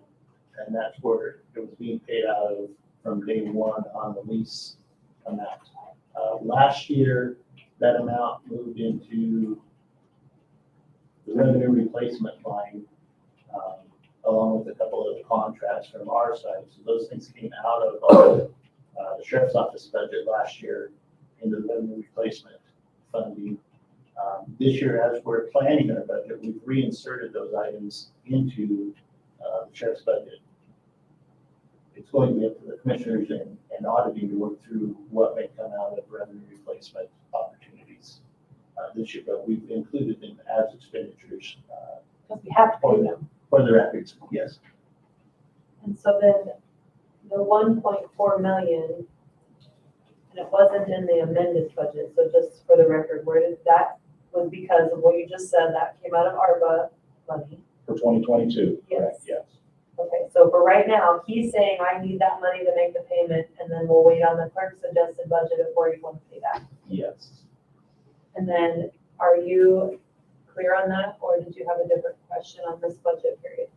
Well, I guess I want to go back and I've seen that, Marv. I looked at where that was located and I'm looking for it now, and because I'm looking for it, I'm not able to put my fingers right on it, but Oops. that, I believe, was located in current expense. But again, I'm not here to debate that. I'm just here to make sure that in the going forward, those funds help. We're also going to be receiving money that's coming back from the revenue allocation area for being over $2 million. So if we're looking at how to build the payment, the annual lease payment on a facility, which everyone says is a priority, and I agree, the officers work in a fully depreciated building, that we get when construction costs aren't so high.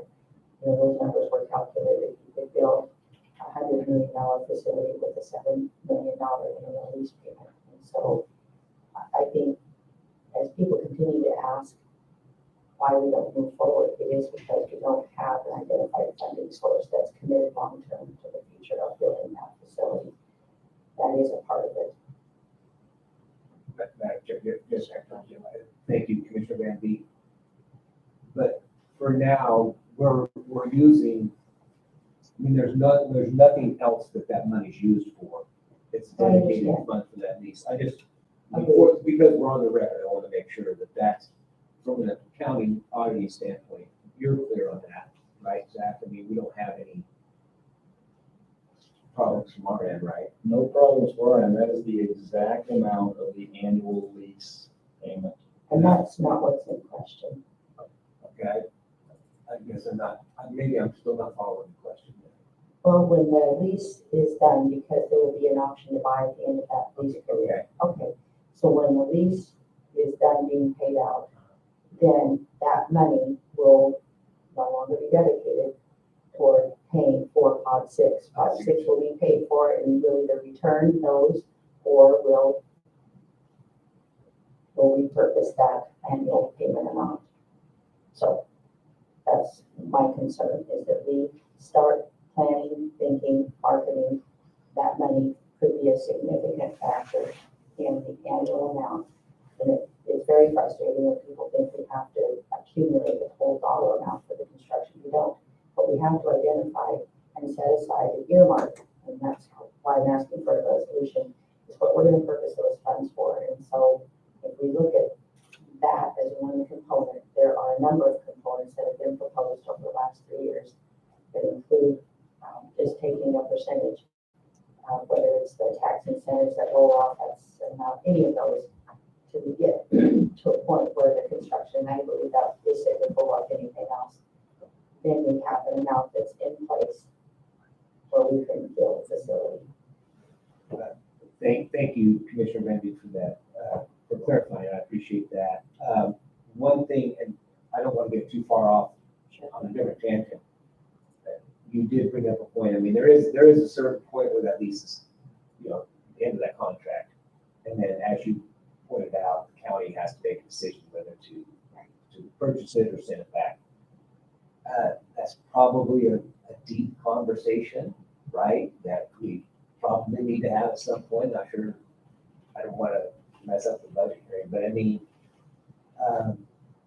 there's lots of thoughts in my head because as you say, that amount, that 1.4 million, I mean, right now we have to have space for those inmates. And just so I know we've talked about this, the sheriff cannot let those inmates out. Let's just say we're at the end of the 3-year lease, if that's what it is.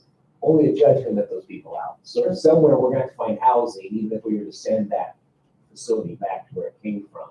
I just want that. If people think there's still going to be some, from argument's sake, there's still going to be some costs out there, right?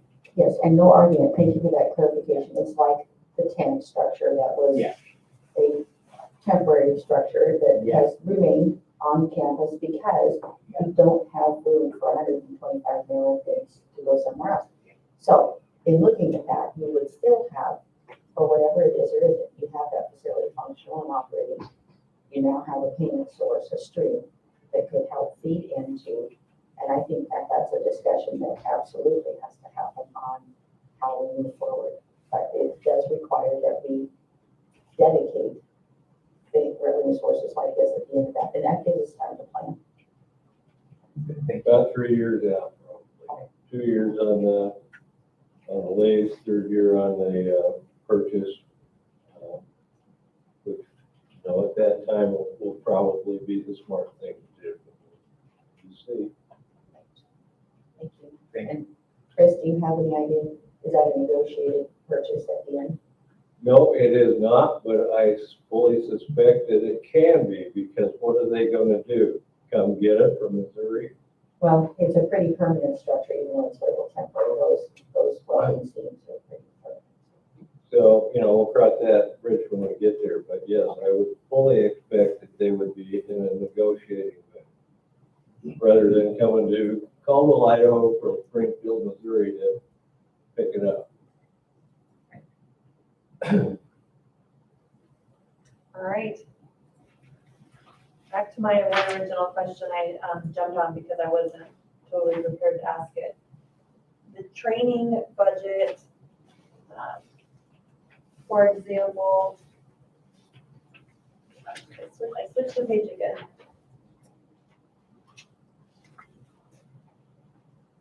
Training budget was left at the same, but cost for, see right here, I'm on page 2 of 410, for example. Training budget was left at 45,000, but cost for hotel and meals, for example, were almost cut in half.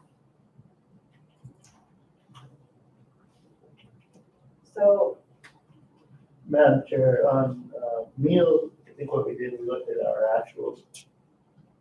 And cutting it in half maybe was a little bit risky, but we were kind of looking at actuals against that. but the same could be said for cutting the education then as well. Yeah. Because, I know in the past, what we have done with our education and training line items, we've tried to leave because some specific training, staffing command, for instance, when it does rotate into the valley, and we can try to get people in there, that on the front end is about $6,000 to $7,000 just for the tuition for that class. And we've been able to send administrators to that.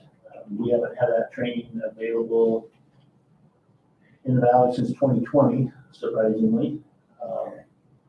But it's always that expectation that, and we usually get about 3 months notice on when that is. We get like a fall notice that training is going to be coming available in the next spring. So we don't really have a good guideline on when that training comes forward. I would expect to see this in 23. I would really expect to see that training possibly come available again in the valley because so many of the agencies are starting to see a cycle on retirements and the younger people coming up into the leadership positions, and the staff and command through Northwest University is one of the premier leadership training classes for the law enforcement community. So, since this is just kind of conversation piece, I think that if you cut the other ones, I understand where you're coming from, but, I think it makes sense to possibly do a cut there as well, since you reduced other expenses. And this is 546610114, correct? Yes. I'd recommend $30,000. I'm good with 45. I'm good with 30. Madam Chair, just one point, just to make, I mean, we can adjust that, but there's probably an argument out there that we don't train enough, that we don't send our people to enough training. So and we haven't, because obviously COVID for the last 2 years, and we're very frugal about our training dollars and the expenses associated with that. So we do get some pushback that we don't send our people to enough training, especially out of state. We wait for training to come in state, which isn't always the best thing, but that's what we've tried to do because we're watching out for the money. But I'll go back to a point that was made earlier, whether we leave it at 40, whether we move it to 45, whether we leave it at 40 or do it at 30, if we don't spend it, the money it's coming back. We're not spending it. We're not expending those resources, and the county taxpayer is not affected by it. We're just budgeting for it. But if we don't use it, we don't use it. And as most years, or all years, I guess, the sheriff's office puts back a lot of money back into the coffer that we don't expend, we don't use. So I just want to make that point. Training is very important. I certainly I'd rather have a buffer than not have enough to send our people to do the training that's required for us to have. That's true. This might be a good point to revisit, go backwards a little bit. When we talk about the sheriff's office personnel, what we do is put that level at a personnel level at a per capita basis, if you will. In other words, we need this many personnel for the jail, field services, whatever. Now, we haven't filled those positions fully since I have been here, which has been a while. What we do, though, is we've left that in the budget in case that could be filled, and to kind of a demonstration of here's how far behind we are, here's how much trouble we have. Now, here's the real point, though. My office, we figure out how much money, have a guess, will be expended on those personnel levels. That's what we charge the taxpayer. So the former sheriff, a person that you know fairly well, this was a running joke between he and I. Every year, every budget, he said, I gave you back $1.5 million. And I would say, no, you didn't, because we never took it in the first place. So are we clear there? When we have it in the budget, let's say, just throwing out a number, it's $5 million per person. But we think we're going to spend $4 million. That's how much we take, property tax wise. Is that clear? Show me, I guess I would want, and we can do this outline, but I would want you to show me in the budget where we did that, I know that we're planning to use some, because our fund balance is pretty big. So I saw in the budget presentation where we weren't asking the taxpayer to pay all of it. We were using fund balance. And so that's it. That's exactly what he's talking about. Sure. So, but help me still wrap my head around if we have these positions that, I mean, my heart truly, like if we're not using those positions and maybe we can't fill those positions any longer, like people don't want them, and we're getting by, where like the communications, emergency communications person needing admin help, maybe we can fill that position. Where is the need?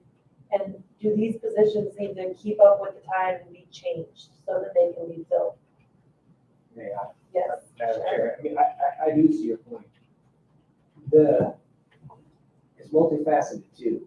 Even your point is, those 6 that are in question, we're going to have to go back and research that. But setting those aside, we're desperate to fill these positions. We Yes. are, you know, when we're down 25 people, these are positions that are critical to the mission, right? Whether it's, I don't know what you just said, but whether it's the communication center, the driver's license, the patrol, the CID, the deputy. So they're critical, and we can say we're getting by, we are drowning, quite frankly. We are drowning. Our overtime budget, or excuse me, our overtime numbers is huge, but worse than that is the burnout of our employees that are having to do that work. We're under mandatory overtime in that jail, meaning we're making them do overtime. And that's causing burnout, and it's causing them to look elsewhere to go to work because other people don't have to do overtime in those places. So I'm just trying to be cautious when, I think it's a good discussion that you've generated, I really do. And we can look at those 6, and you're right, sometimes if you don't need one here, or the chief used an example where we needed one because of this garnishment company, we were able to kind of steal one from driver's license, but we still need to go back and get that one for driver's license, right? We're borrowing from Peter to pay Paul, and I just want to bring that up because it's not that we have these positions because we're overfilling. These are required positions. A team right now, a full team is what, 19 in the jail on a shift? Is that For operation, it's 16 for operation. 16? So, And I don't believe we currently have a team that has 16 people. more everybody, right, and so that's my point. So I just wanted to thank you for allowing me to put that out there. I get what you're saying, but there's more to it, I guess, from my perspective. If I can jump on that, I'm real good with OT and holiday pay. Why is that? That's a bargain for the county in that it's replacing a full-time paid position. The thing is, though, as the sheriff noted, and that's one thing my office monitors with the sheriff's office, with juvenile detention and in-court clerks, is the burnout factor. Again, I like the OT and that it's actually saving the county money, but on the other hand, we're burning some people up. So sheriff's office has been lucky in that they've had some people that have actually wanted to do that. But I think that that could change in a heartbeat. So again, we're leaving those positions intact. You could chop some of those off because we know it won't be filled and make the budget look better. But what it does to the actual cash is nothing. I get that. I bring it up because some of those positions, I mean, I was looking at the data that you shared for the pay increases that we just approved. Some of them we can't fill because we're not competitive. They can go do the same work in the neighboring city. And so continuing to fund these positions at levels that we can't pay people at, it's not a service and we're not doing our duty.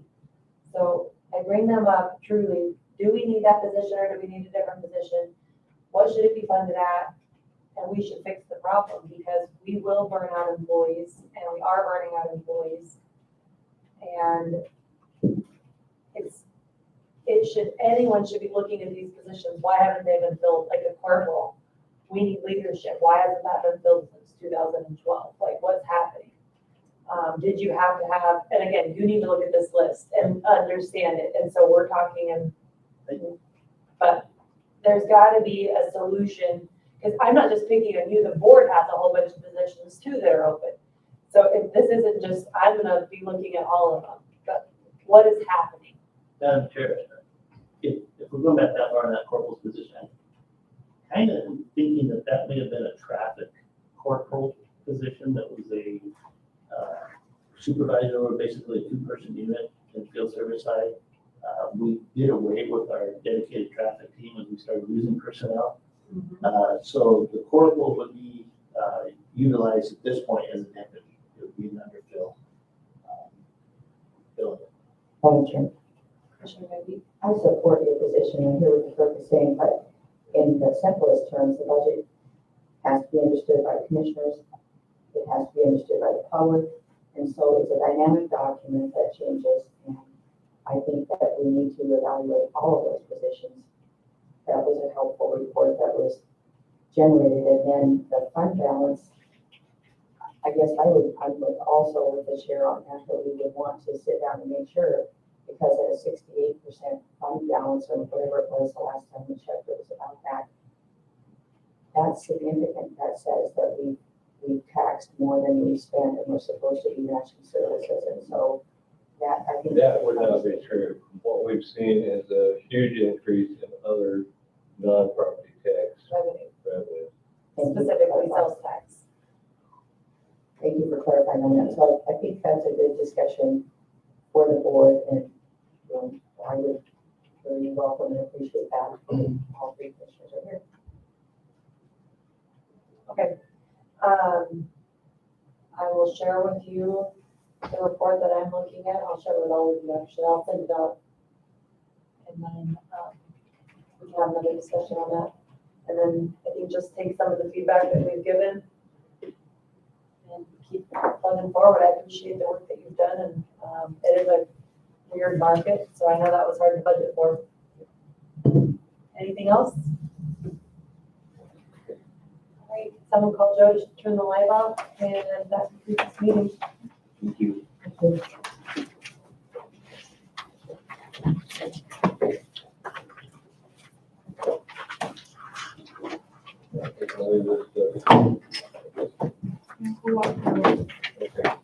thank you. Put it in this mess. That was our folder.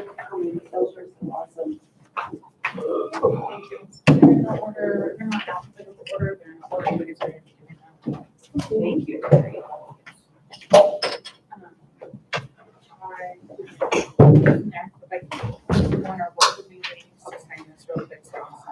Been a while. Bye-bye. Thank you. Thanks. Thank you. I can stop the recording.